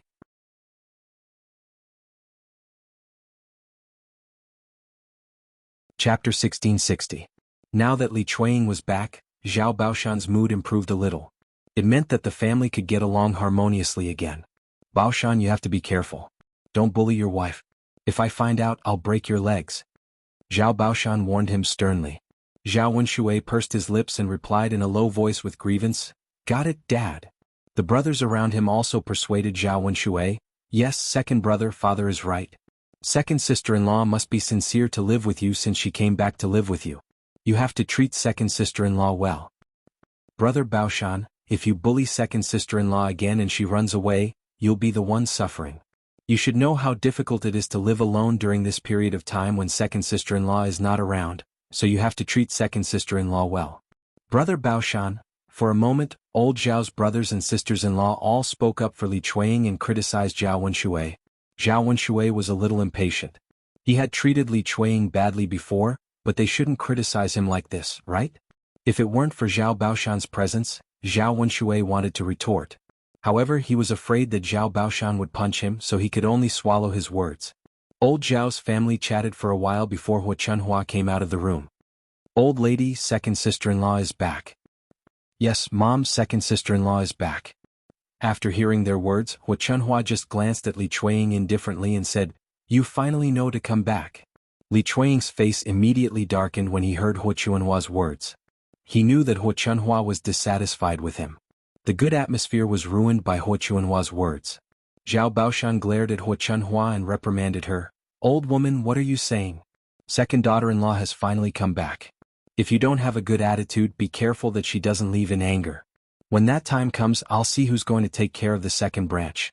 They'll drag you down." Hu Chunhua became obedient after being scolded by Zhao Baoshan. Unlike the rest of old Zhao's family, Hu Chunhua was the first to notice the scar on Zhao Wenshui's face. Hu Chunhua quickly asked, "Second brother, what happened to your face? How did you get hurt like this?" Everyone finally noticed the scar on Zhao Wenshui's face when Hu Chunhua said this. "Yes, second brother, what happened to your face? Why is it swollen like a pig's head? Second brother, your face is badly hurt. Are you okay? Who hit you?" Zhao Wenshui glanced at Li Chuanying when he was asked this question. He lowered his head and said aggrievedly, "My face got hurt because I went to bring Jinger's mother home." "What do you mean? Second brother?" "What do I mean? What do you mean? I was beaten up by Jinger's two uncles. They were so ruthless that my face got beaten up like this." Hu Chunhua immediately exploded when she heard that he was beaten up by Li Chuanying's two older brothers. She angrily scolded, "What? Second brother, Jinger's uncles dared to beat you up like this? This is too much. They beat you up in his house. Aren't they afraid of injuring or crippling him?"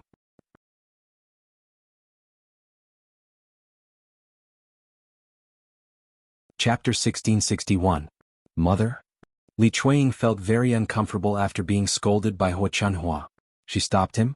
Why did she stop him? Her brothers were standing up for her. Zhao Wenshui was in the wrong. What was wrong with teaching him a lesson? If she ran over to stop Zhao Wenshui after he was beaten, her two brothers would feel disappointed. Hu Chunhua's mouth was unforgiving. She scolded and rolled her eyes. "Don't say that my second son doesn't treat you well. Look at you. You're the same. You don't care about your own man. Who do you expect to care about him for you?" Seeing the injury on Zhao Wenshui's face, Hu Chunhua, as his mother, felt very uncomfortable. No matter how bad her son was, she should be the one to teach him a lesson. It was not someone else's turn to teach him a lesson. Hearing Hu Chunhua's defense, Zhao Wenshui felt a lot better. The people in old Zhao's family all defended Li Chuanying and scolded him. His mother loved him the most. Sometimes when a man treats you badly, you have to think about whether it's your own problem. How can a man treat a woman who doesn't care about her own man and doesn't care about him? Li Chuanying saw that Hu Chunhua was getting more and more insatiable. He wanted to refute, but Zhao Baoshan scolded him in advance.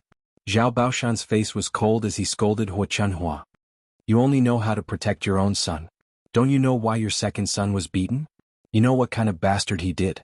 Let's not talk about how he treated Jinger's mother and made her leave. Let's talk about what happened between him and Widow Qian. If your daughter was bullied like this and your son-in-law came back, would you beat him up?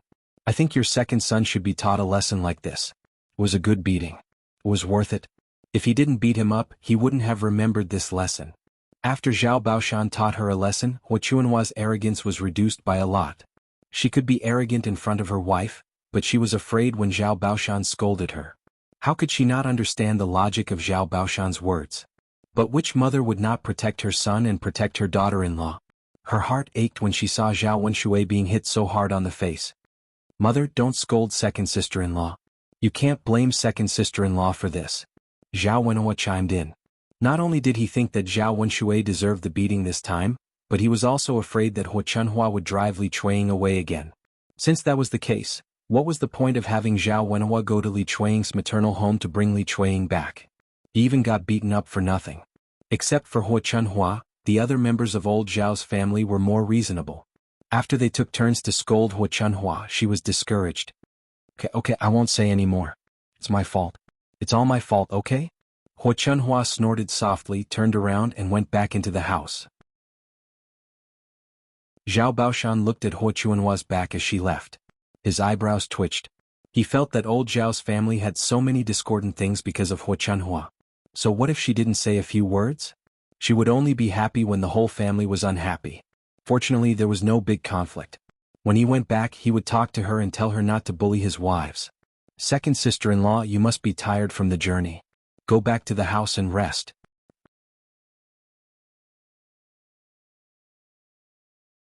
Chapter 1662. After such a long journey, Li Chuiying was indeed a little tired. After listening to old Zhao's family, she went into the second branch's house. Old Zhao's family, who had gathered together, also dispersed. This was because the news of the white tiger coming down from the mountain to the village had spread. During the day, the villagers didn't wander around the village except for those who had to go out to do work. They were afraid that an accident would happen and they would be eaten by the white tiger on the mountain. Nothing was more important than life these days. If you lost your life, you would lose everything. Zhao Yun felt that she shouldn't give up eating for fear of choking. The villagers didn't dare to go out because they were afraid of the white tiger. She didn't think there was anything to be afraid of. If the white tiger really came down from the mountain, it would be easy to deal with it in the village. Not long after Zhao Yun went to the big house at the foot of the mountain, the furniture store sent the things over. There were several beds and cabinets, and it took 3 ox carts to bring them over. These pieces of furniture added together were extremely luxurious and shocking. Mulan's custom-made furniture was less than Zhao Yun's, so it only took 1 ox cart to send it over. Because there were many people in Zhao Yun's family, they had to prepare a few more beds. When Zhao Tianan married Mu Hin, they had to prepare a wedding house. In this wedding house, the bed, wardrobe, and other basic furniture had to be prepared. They couldn't let such a good girl like Mu Hin suffer after marrying over. When the ox carts came to the village and saw so many pieces of furniture, some villagers who were bold and liked to join in the fun came out to watch. In broad daylight, with a few people together, even if the white tiger came over, there shouldn't be any big danger. One by one, they went to Zhao Yun's new house to join in the fun. However, compared to before, there were much fewer people joining in the fun. Zhao Yun's family had built a big house, and now they bought so many pieces of furniture. How much money did they spend? Originally, everyone in the village was about the same. Their lives were also ordinary. They were not rich and powerful. Now, only Zhao Yun's family had become an exception. How grand would it be to live in a big house with such furniture? It was almost the same as the big families in town. It would be a lie to say that they weren't jealous. What people hated the most was to see someone who was about the same as you suddenly become rich one day. The contrast in their hearts would cause them to feel a huge gap in their hearts. Naturally, they would feel unhappy. Oh, my old Zhao's third branch is really rich. They must have spent a lot of money to buy so much furniture, right? That's right. With so much furniture, how could they not spend money? I don't think you can buy these things without at least 3 or 4 taels of silver. I say, since old Zhao's third branch is so rich, why don't they buy a house in town instead of spending so much money to build a house? He's not the same as us, so he shouldn't stay in the village. You don't know, but it's not cheap to buy a house in town. Their family is rich in the village, but it's not necessarily the case in town. How can they have a sense of superiority in front of us? They're deliberately showing it to us so that we can be envious and jealous. However, there's no other way. I have to admit that old Zhao's third branch's life is getting better and better. They're much better than us. Oh, that's right. They're different from us. We can't climb up to such a neighbor. Yes, we can't. They're rich now and we're poor.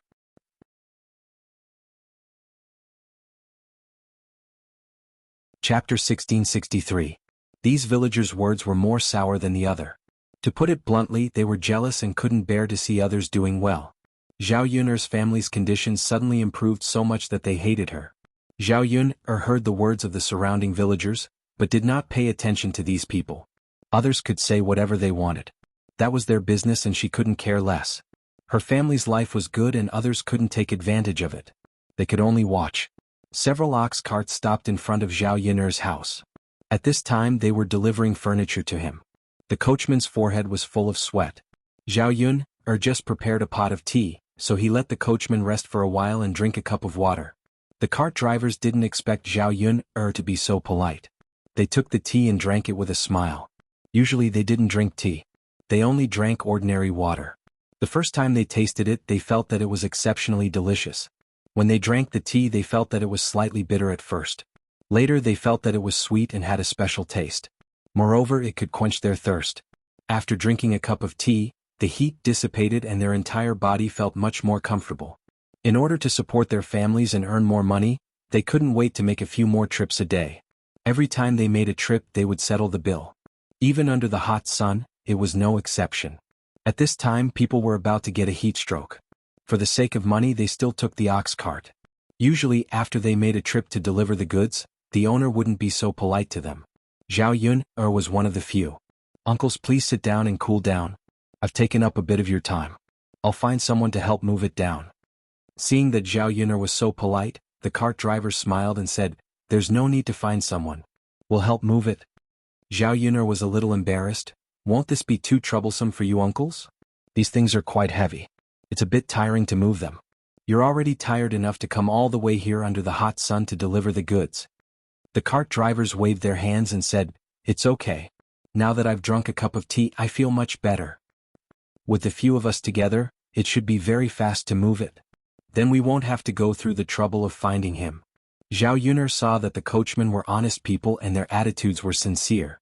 Although she was a little embarrassed, she nodded in agreement and said, "Then I'll have to trouble you, uncles." In addition to her, there was also Mu Lianfeng and 3 coachmen who delivered the furniture. In less than 20 minutes, the furniture was brought back and placed in the room. After confirming that they were safe, the coachman left. Zhao Yun'er looked at the originally empty house. Because of the furniture, it suddenly became more full. However, she still had to buy some other things when she got back and tidy up the house. It definitely wouldn't be worse than the house of a rich family. Now that all the furniture had been prepared, the 3rd branch of the family could arrange to move into the new house. "I'll pack up when I get back. I'll be staying in a new house tonight." When the surrounding villagers saw this, they couldn't do anything other than envy and jealousy. Who didn't want to live in a big house? However, they didn't have the money. Zhao Yun'er's family would probably need dozens of taels to settle this. How many families in the village could take out so much money?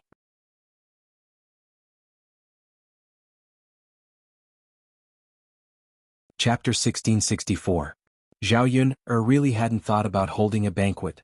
After all, holding a banquet wasn't a simple matter. It was rather troublesome.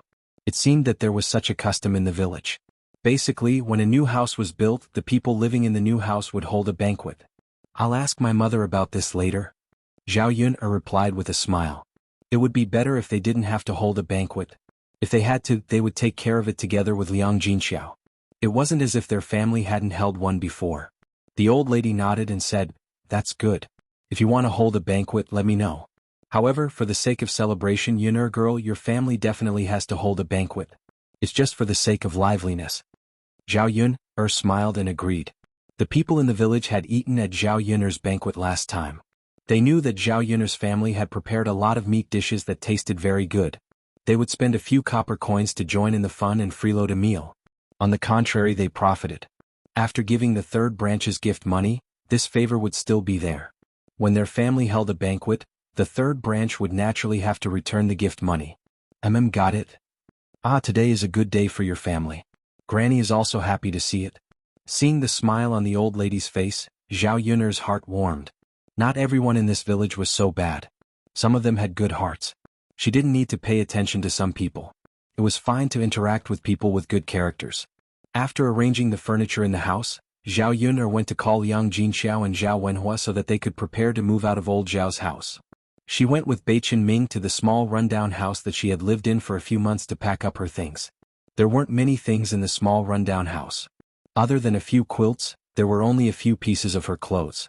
Very quickly, after 2 or 3 rounds of moving, everything was moved to the new house. As for the 3rd branch, Zhao Wenhua, Zhao Tianan and Liang Jinxiao were there. There was more than enough manpower. The people from the 1st branch, the 4th branch and Li Chuiying helped out a little. In a short while, the 3rd branch's room was emptied. The 1st branch was not a good person. They took the initiative to offer help. Feng Zhangxia thought that if the 3rd branch emptied the room, they would be able to make a wedding room for Qianhu. Naturally, she would be more attentive at this time. What if the 3rd branch did not give the room to the 1st branch but gave it to the other 2 branches? As for the 4th branch, they had always been on good terms with the 3rd branch. Zhao Wentao and Qian Hongzhao were both good people. They were usually happy to help, so they helped to move things together. Li Chuiying remembered that when she fell into the latrine pit, it was Liang Jinxiao who did not mind her and pulled her up. At this moment he finally found a chance to repay his kindness. Seeing that the 3rd branch had moved out of old Zhao's house, the 1st branch was happy that the 3rd branch had moved out of the room. The 4th branch was happy that the 3rd branch could live in the big house. Only Hu Chunhua stood in the courtyard, pouting. Her expression was uncertain. Zhao Baoshan caught a glimpse of Hu Chunhua's sullen face and asked in confusion, "Old woman, what's with your reaction? It's a happy event for the third branch to move into the new house. You're making it look like a funeral. How unlucky." Hu Chunhua glared at Zhao Baoshan and said, "What am I happy about? What's there to be happy about? The third branch is moving into the new house, but they won't take me with them." The corner of Zhao Baoshan's mouth twitched. "I was wondering why you were unhappy. So it's because of this." "I'm right. I raised a son for nothing. He's living a good life without his mother."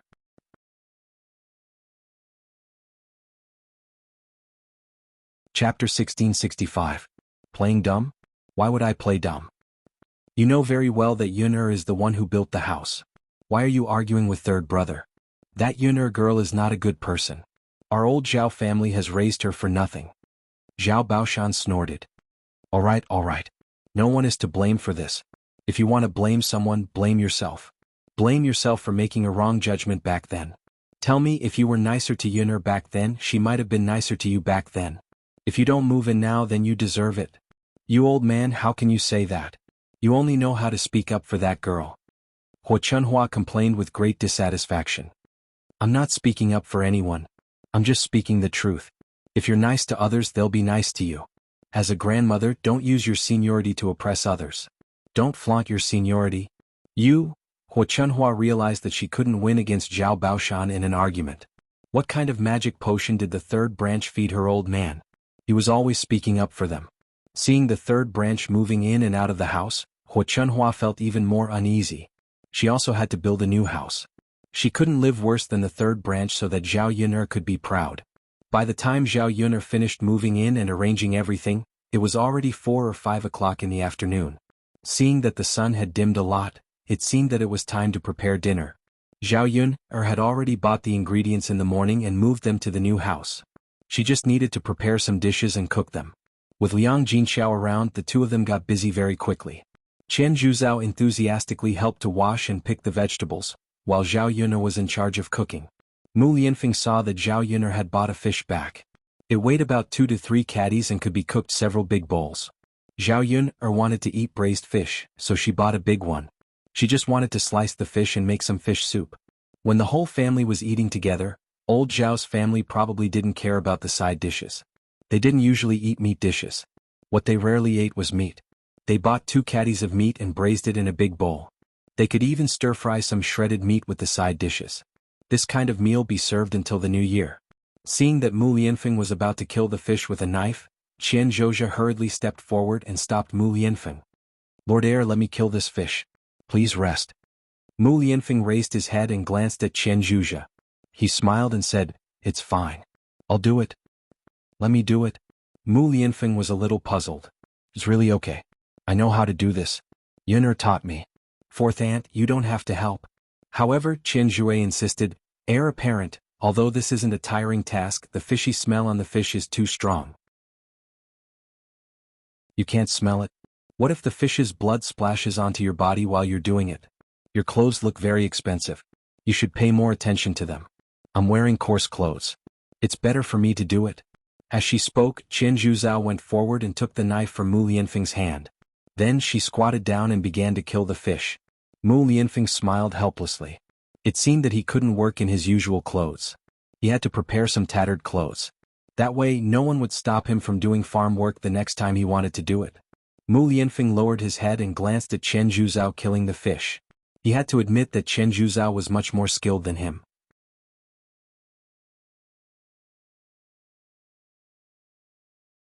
Chapter 1666. Now that Zhao Yun'er's family had built a new house, the kitchen was bigger. Knowing that the few people in the family were gluttons and loved to eat, Zhao Yun'er prepared some delicious food from time to time. It would be more convenient for them to cook in the future if the kitchen was bigger. Usually she liked to cook some food for herself. Previously, when 2 people entered the kitchen, they couldn't turn around. This time there were 3 people in the kitchen and it was still very spacious. There was a large table in the middle of the kitchen. There were bowls, chopsticks, and ingredients on it.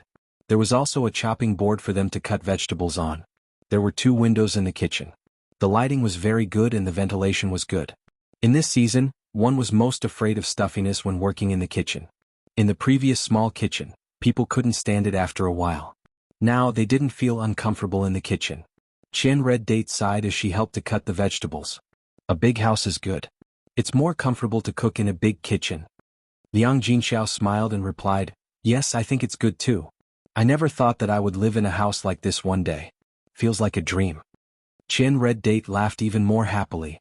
Ha, third sister-in-law, this is all because Yuner is good. If it weren't for Yuner, she wouldn't be able to live in a house like this. Liang Jinxiao nodded in response. There was a sense of pride between her eyebrows. The greatest blessing in her life was to give birth to such a daughter. She brought the family to live a good life after suffering. The two sisters-in-law chatted as they cut the vegetables. Soon they were ready. Zhao Yuner got the money for the stove and started to cook. After a while, a strong fragrance wafted out of the kitchen, especially the smell of meat. They couldn't help but swallow their saliva. They couldn't wait to eat it immediately. At this moment, in addition to being tempted by the smell of Zhao Yuner's cooking, they were also hungry because they moved back and forth in the afternoon. There was a lot of work to do. The noodles they ate at noon were easy to digest but not filling. Now they only felt that their stomachs were empty. In the kitchen, Zhao Yuner quickly cooked a few dishes. In the evening, old Zhao's family came over.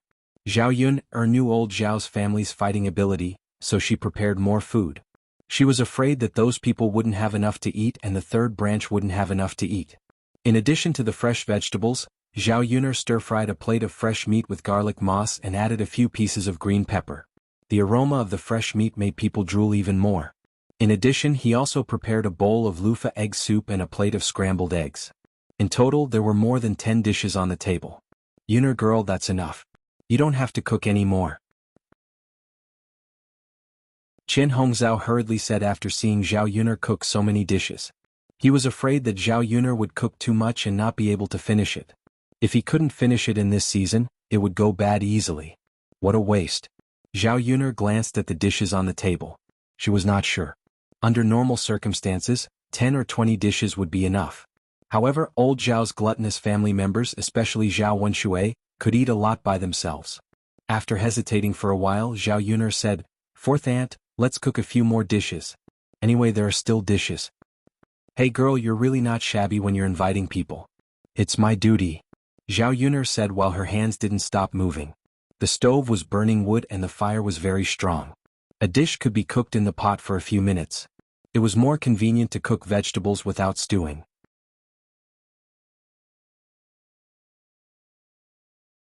Chapter 1667. The pancakes were made with flour and a few eggs. They were mixed together and then heated up in a pot. Some rapeseed oil was added and then dropped into the pot. One side of the pancake was cooked, turned over and pasted on the other side. Because of the addition of eggs, the pancake was golden yellow. It was beautiful and fragrant, making people salivate. After a while, the food was finally ready. Zhao Yuner stood in front of the stove, and her forehead was covered with sweat. Her back was also soaked. She had to wash it well at night and then go to bed. "Dinner is ready, dinner is ready. Everyone sit down quickly." Liang Jinxiao greeted old Zhao's family with a smile. Zhao Yuner ordered a large round table among the furniture. Old Zhao's family could squeeze together and eat at the same table. Under normal circumstances, a table could not sit so many people. The women had to stand and not eat at the table. Now that they could all sit down, they were naturally happy. "I've been hungry for a long time after smelling Yuner's food. After waiting for so long, it's finally time." "Yes. Yuner's cooking is amazing. Let's not be stunned and eat quickly." Yes, let's eat quickly." Old Zhao's family was together and did not stand on ceremony. It was rare for them to eat such good food, so they immediately ate heartily. Zhao Yuner could not help but think of Tian Tian in the tiger's den and lost her appetite. Faced with a table full of good food, she only picked a little bit to eat. These dishes were chewed in her mouth like chewing wax and she could not taste anything. The men ate and drank. It was the first time since they separated that they had a meal at the same table. Zhao Baoshan was suddenly filled with emotions. He was looking forward to seeing his family together and watching his family live in harmony. Now that they had separated and lived their own lives, he felt that they were not a family. The women ate faster and soon finished their food and left the table. The men continued to raise their wine glasses and drink happily together. There were still many dishes left on the table.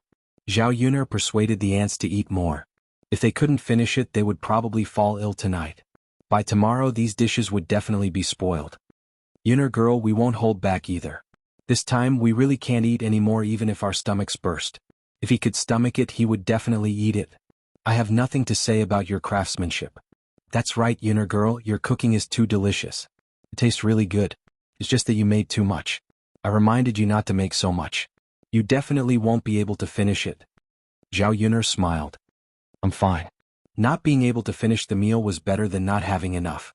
If she didn't enjoy the meal to her heart's content, she would say that her family's hospitality wasn't good enough.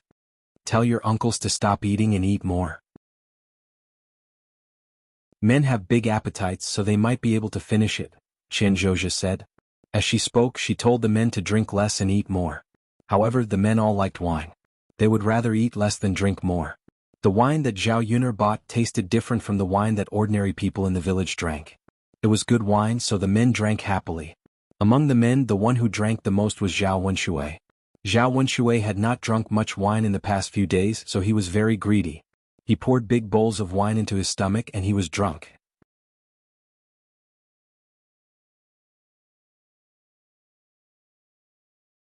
Chapter 1668.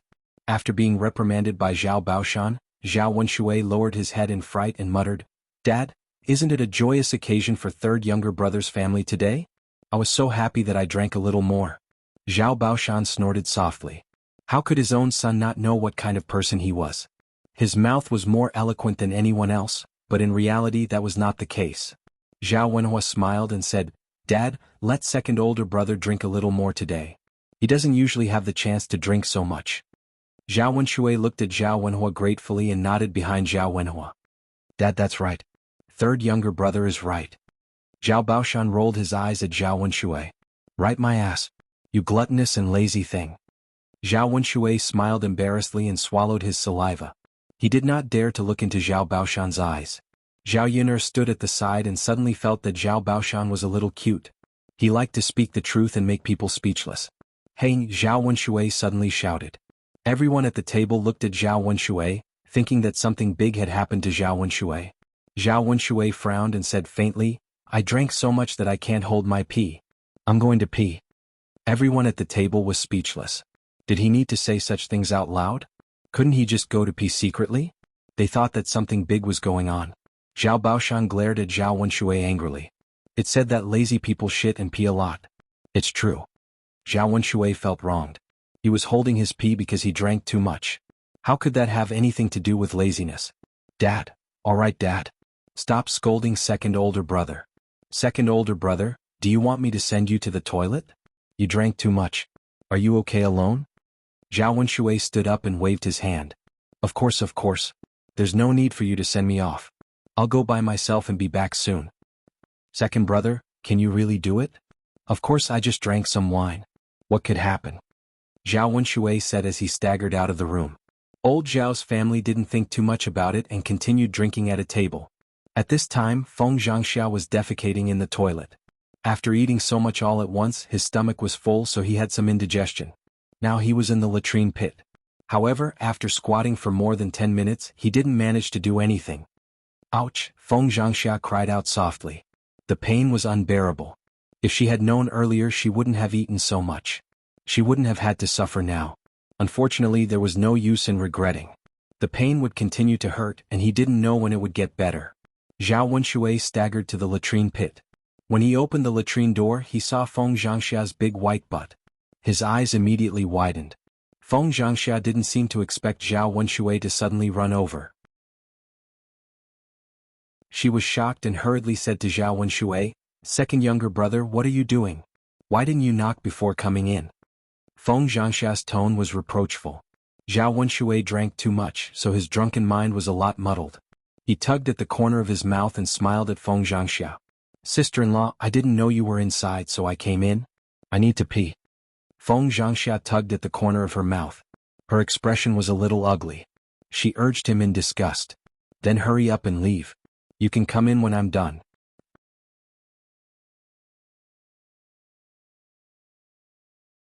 Chapter 1669. Feng Zhangxia couldn't help but complain. Second brother, as a man, why do you have to pee in the latrine pit? Why don't you just find a bush and make do with it? Zhao Wenshui said drunkenly. How can I do that? How can I make do with this kind of thing? Why can't I do it? Second brother, hurry up and get out. What if others see it? Feng Zhangxia was even more impatient as she drove him away. If others knew that her sister-in-law's brother-in-law had seen her buttocks, they would definitely laugh at her. It wouldn't be a big deal, but it might be spread. She was someone who cared about her reputation and didn't want to hear any bad rumors about her. Sister-in-law, your buttocks are so white, much whiter than my wife's. Zhao Wenshui's eyes were fixed on Feng Zhangxia's buttocks. Feng Zhangxia saw that Zhao Wenshui had no intention of leaving and Zhao Wenshui's words. She was so scared that she quickly pulled up her pants. What are you talking about? Shameless. Bah. With that, Feng Zhangxia spat on the ground. Even if her stomach hurt, she didn't want to stay in the latrine pit. At this time, the drunk Zhao Wenshui really made people feel that he was dangerous. However, when Feng Zhangxia wanted to leave, Zhao Wenshui made it difficult for her to leave. Feng Zhangxia was so scared that her heart suddenly tightened. She frowned and questioned Zhao Wenshui angrily. Second brother, what do you want to do? Zhao Wenshui burped, and his breath smelled of alcohol. Then he smiled at Feng Zhangxia wretchedly and said, Sister-in-law, your buttocks are so white. Let me touch them. Let me see if they are white and smooth. After hearing Zhao Wenshui's words, Feng Zhangxia was sure that Zhao Wenshui was really drunk and probably didn't know what he was talking about. How could a normal person say these things? He made it sound like a hooligan. Could Zhao Wenshui not tell who she was? She was his sister-in-law. Of all the people he could flirt with, he had to flirt with his sister-in-law. I say, second brother, have you drunk too much? What nonsense are you talking about? Get out of my way, I'm leaving. Feng Zhangxia said as she nudged Zhao Wenshui. Zhao Wenshui had no intention of moving away and continued to pester Feng Zhangxia. Feng Zhangxia's arm was grabbed by Zhao Wenshui, and she couldn't escape at all. What are you trying to do? Hurry up and let me go or I'll call for help. Feng Zhangxia threatened. Zhao Wenshui was drunk and did not know what fear was. He grinned and replied, Hee sister-in-law, I didn't want to do anything. I just wanted to touch your butt to see how it feels and whether it's white and smooth. Let me touch you and I'll let you go once you're done. Zhao Wenshui's hooligan behavior scared Feng Zhangxia. This second brother really wanted to touch her butt. Her butt was for her man to touch, not Zhao Wenshui. Feng Zhangxia spat on Zhao Wenshui's face. If you want to touch someone's butt, go touch your own wife. Why are you touching me? Zhao Wenshui was slightly taken aback. Then he wiped his face with his hand and sniffed. Sister-in-law, your saliva smells better than my wife's. My wife has already touched your butt and it's boring. Seeing that your butt is so white, I wanted to touch it and feel it. Feng Zhangxia wanted to punch Zhao Wenshui when she saw the vulgar smile on his face.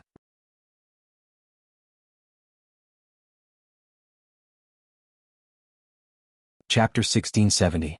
Feng Zhangxia widened her eyes and threatened Zhao Wenshui, You shameless thing, you're talking nonsense. If you dare to touch me, I'll ask your brother to chop off your hand. Let's see if you still dare to do that. Zhao Wenshui rolled his eyes and seemed to be thinking about Feng Zhangxia's words. Sister-in-law, my brother and I are brothers. What's wrong with letting me touch his wife? You? Feng Zhangxia was speechless. Zhao Wenshui actually said such shameless words. She was helpless. It was useless to reason with him. You, let me do it. Feng Zhangxia tried to push Zhao Wenshui again. Zhao Wenshui drank too much and fell to the ground, unable to get up. Feng Zhangxia took this opportunity to run out of the latrine pit. She ran all the way to Zhao Yiner's house and sighed in relief. Seeing that Zhao Wenshui didn't chase after her, it meant that there was no danger. However, Feng Zhangxia's face was pale with fright. She couldn't calm down after what had just happened. When her sisters-in-law saw her, they couldn't help but ask, Sister-in-law, what's wrong with you? Why do you look so pale? Did something happen to you when you ran in so hurriedly? The corner of Feng Zhangxia's mouth twitched. Nothing. She couldn't say anything. Otherwise, if her sisters-in-law heard what Zhao Wenshui said, they might misunderstand. She didn't want to be wronged like Widow Qian and be framed for seducing Zhao Wenshui. But sister-in-law, you're still in shock. You seem to have encountered something big. Qian Zurio came forward and asked with concern. Feng Zhangxia knew that if she said nothing was wrong, her sisters-in-law wouldn't believe her. Feng Zhangxia thought quickly and casually made up an excuse. It's really nothing. I just went out and it was a little dark outside. I think I saw a ghost. I don't know if my eyes were playing tricks on me. Hearing Feng Zhangxia mention ghost shadow, a few timid sisters-in-law were a little scared. The ancient people believed in Buddha and God, and they believed in the existence of ghosts. To them they were more afraid of ghosts and gods. Chen Zhouzhan's heart suddenly tightened and she asked with some fear, "No way, sister-in-law, are you seeing things? If there really are ghosts, will we run into them later?" After they finished eating, they still had to go back to old Zhao's house from Zhao Yun'er's house. They had to take the dark road. What if they met a ghost? Just thinking about it made his hair stand on end. He was terrified. Feng Zhangxia shook her head. I'm not sure either. Maybe I'm seeing things. Chen Zhui patted her chest and muttered, "Sister-in-law, you better be wrong. Don't touch those filthy things. Otherwise, if they really entangle you, you might even lose your life." Feng Zhangxia answered with a guilty conscience. She felt that this lie was too ridiculous. She was afraid that she would be exposed.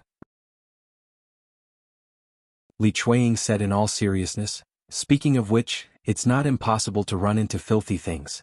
Third sister-in-law's house was built at the foot of the mountain. Human bones were buried here before, so it's normal for ghosts to appear."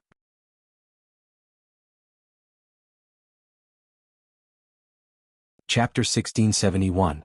After Li Chuiying finished speaking, the sisters-in-law suddenly felt a chill in their hearts. Zhao Yun'er's house was indeed at the foot of the mountain. There were not many people there, so it looked a little gloomy and desolate. Especially at night, the silence was scary. Liang Jinxiao's face showed a trace of fear and her voice trembled. "Second sister-in-law, don't scare me." "I'm not scaring you. I'm just reminding you. It's really dangerous at night. It's always good to be careful." "Sigh. Now that you mention it, I'm a little scared to sleep at night." Liang Jinxiao clutched her chest and said. She believed in ghosts and gods, so she felt scared. If she didn't believe in ghosts, she naturally wouldn't feel scared. When Feng Zhangxia saw that her casual words had scared Liang Jinxiao, she felt a little apologetic. She pursed her lips and comforted Liang Jinxiao. "Third sister-in-law, you don't have to be too scared. It's hard to say. A few people really encountered ghosts. If you're really scared, ask Yun'er to go to Yang City and buy a pair of door gods. Put them on the door and you'll be fine." Liang Jinxiao felt that Feng Zhangxia's suggestion was good and nodded in agreement. "Eldest sister-in-law, you're right. It's best to ask Yun'er to buy a pair of door gods and put them on the door.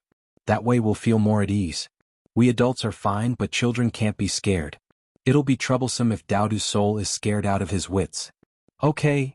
As the sisters-in-law chatted, the men at the table drank a few more glasses of wine. Seeing that Zhao Wenshui had not returned, Zhao Wentao asked worriedly, "Did something happen to second brother in the latrine? Does it take him so long to pee? He's not back yet." When the others heard Zhao Wentao's words, they realized that Zhao Wenshui had indeed been in the latrine for a long time. Second brother drank too much. Could it be that he couldn't walk properly and fell? "I'll hurry over and take a look," Zhao Wenhua said. "Third brother, I'm going too. Let's go together." Zhao Baoshan nodded and said to Zhao Wentao and Zhao Wenhua, Go. That lazy bum, I think he fell asleep in the toilet." When Zhao Wentao and Zhao Wenhua arrived at the latrine pit, they found that it was just as Zhao Baoshan had said. Zhao Wenshui lay down in the corner of the latrine pit, snoring loudly. Zhao Yunlong and Zhao Wentao looked at each other, somewhat shocked by the scene in front of them. Second brother really fell asleep in the latrine. Father was right. Father knows second brother best. Yes. Second brother probably drank too much and fell asleep as soon as he fell on the ground. Let's quickly help him up and send him back. How can someone sleep in the latrine? All right. The two brothers each took one side of Zhao Wenshui and carried Zhao Wenshui in the middle. It was a little difficult for them to walk while supporting him. Zhao Wenshui's entire body was on top of the two brothers.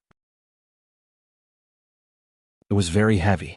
It was unknown if Zhao Wentao and Zhao Wenhua had moved Zhao Wenshui, but Zhao Wenshui began to mutter. "Sister-in-law, your butt is so white and smooth. Feels so good to touch. Hehe, you didn't let me touch it. Now I can touch it. Sister-in-law, let me touch it again. Your butt is much more comfortable than my wife's. Sister-in-law, don't be afraid. It's fine if big brother finds out. Big brother and I are brothers. We share blessings and misfortunes. What's wrong with letting me touch his wife's butt? Sister-in-law."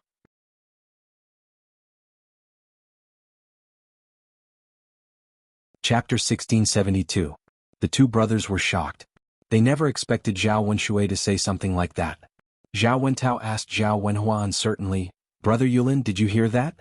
Is second brother talking about sister-in-law?" Zhao Wenhua nodded. Yeah, I heard that. Zhao Wentao opened his mouth. Brother Yulin. Did second brother really touch sister-in-law's butt? How could he do something like that? Zhao Yunlong frowned, and there was a hint of worry in his deep feelings. This matter is hard to say. Perhaps second brother is drunk and is talking nonsense now. Zhao Wentao nodded. He felt that Zhao Wenhua's guess was more likely. Yeah. Second brother is very drunk right now and is talking nonsense. There was still some worry between Zhao Yunlong's brows, but then again second brother can't be like this. Regardless of whether second brother is talking nonsense or not, if big brother hears this, second brother will definitely be beaten up. Zhao Wentao replied, yeah. Anyone would get angry if they heard that. Second brother is really muddle-headed. So, let's hurry up and wake second brother up. Otherwise, if big brother hears him spouting nonsense again, our family will be in trouble tonight. Yeah, we have to wake second brother up. The two brothers quickly patted Zhao Wenshui's cheeks. Second brother, wake up. Second brother, stop sleeping. Wake up. Hurry up and wake up. Drink. I still want to drink. Don't stop me. Zhao Wenshui mumbled. He was so drunk that he didn't seem like he was going to wake up anytime soon. Brother Yulin, it's useless. We can't wake second brother up. Why don't we punch him to wake him up? Zhao Wenhua asked tentatively. Is that okay? Will second brother be angry? Will he tell us that we'll beat him up later? Zhao Wentao was a little hesitant. He didn't dare to make this decision easily. Zhao Wenhua sighed. There's no other way. If we don't wake second brother up, big brother will beat him up. It won't be a matter of one punch. Let's explain it to him later. Second brother should be able to understand us. Zhao Wentao hesitated for a moment. All right then. Third brother, should I do it or should you? Let me. Zhao Wenhua raised his fist and punched Zhao Wentao in the face. Zhao Wenhua screamed in pain and woke up immediately. Following this, he covered his face and said, ouch, it hurts so much. It hurts so much. Third brother, why did you hit me? My face is swollen because of you. Second brother, you were talking nonsense when you fell asleep in the latrine. Zhao Wenhua explained. Zhao Wenshui didn't believe it. He felt that it was an excuse for Zhao Wenhua to beat him up. Nonsense? What nonsense am I spouting? Third brother, explain it to me clearly. Zhao Wenhua hesitated for a moment. How could he say what Zhao Wenshui said just now? Third brother, why aren't you saying anything? Did you lie to me on purpose because I didn't say anything? Did you just want to punch me? Zhao Wenhua hurriedly waved his hand. If he didn't explain it clearly, his second brother would misunderstand him.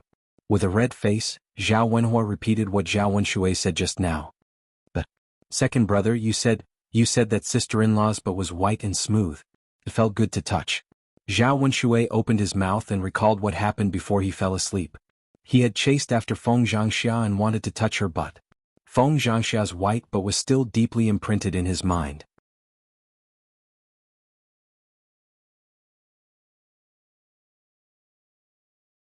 Chapter 1673. Zhao Wenhua nodded heavily and said, yes, second brother. That's what you said. I'm not lying to you.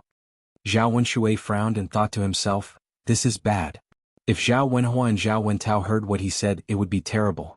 If his eldest brother heard about it, his legs would be broken. Zhao Wenshui frowned. Zhao Wentao and Zhao Wenhua thought that Zhao Wenshui did not believe him. Second brother, third brother is telling the truth. I heard it too. That's what you said. Zhao Wentao confirmed. This can't be. You must have heard wrongly. Don't talk nonsense. If anything happens later, it'll be your fault. Zhao Wenshui and Zhao Wenhua were helpless. They were not talking nonsense. They were telling the truth. Second brother, since you're awake now, don't let it slip in front of big brother later. It's fine if we hear it, but if big brother hears it, he might get angry. I know. Zhao Wenshui answered impatiently. The three of them walked towards Zhao Yiner's house. As soon as Zhao Wenshui entered the house, he met Zhao Baoshan's disdainful eyes. Second brother, did you fall into a cesspool or something? Zhao Wenshui smiled embarrassedly. Father, what are you talking about? If I fell into a cesspool, I would be smelly now.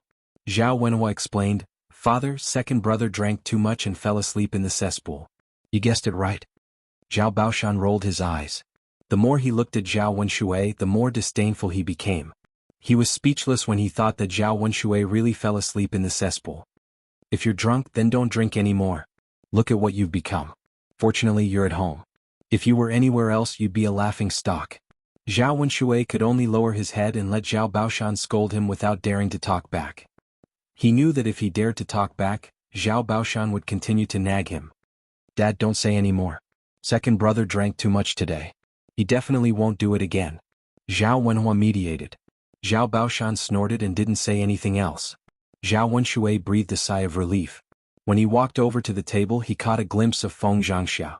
Thinking of what he had just done, Zhao Wenshui felt guilty and couldn't help but look at Feng Zhangxia. He didn't know if his sister-in-law would tell his elder brother about this. If his elder brother knew about it, he didn't dare to imagine the consequences. However, Feng Zhangxia felt that Zhao Wenshui was looking at her and had some dirty thoughts. She couldn't help but frown. Her second brother was too much. It was fine if he went out to find other women, but he actually had ideas about her. Was she someone he could covet? No. No matter what, she couldn't be targeted by Zhao Wenshui. She had to teach Zhao Wenshui a lesson later and see if he still dared to do it. Sister-in-law, what's wrong?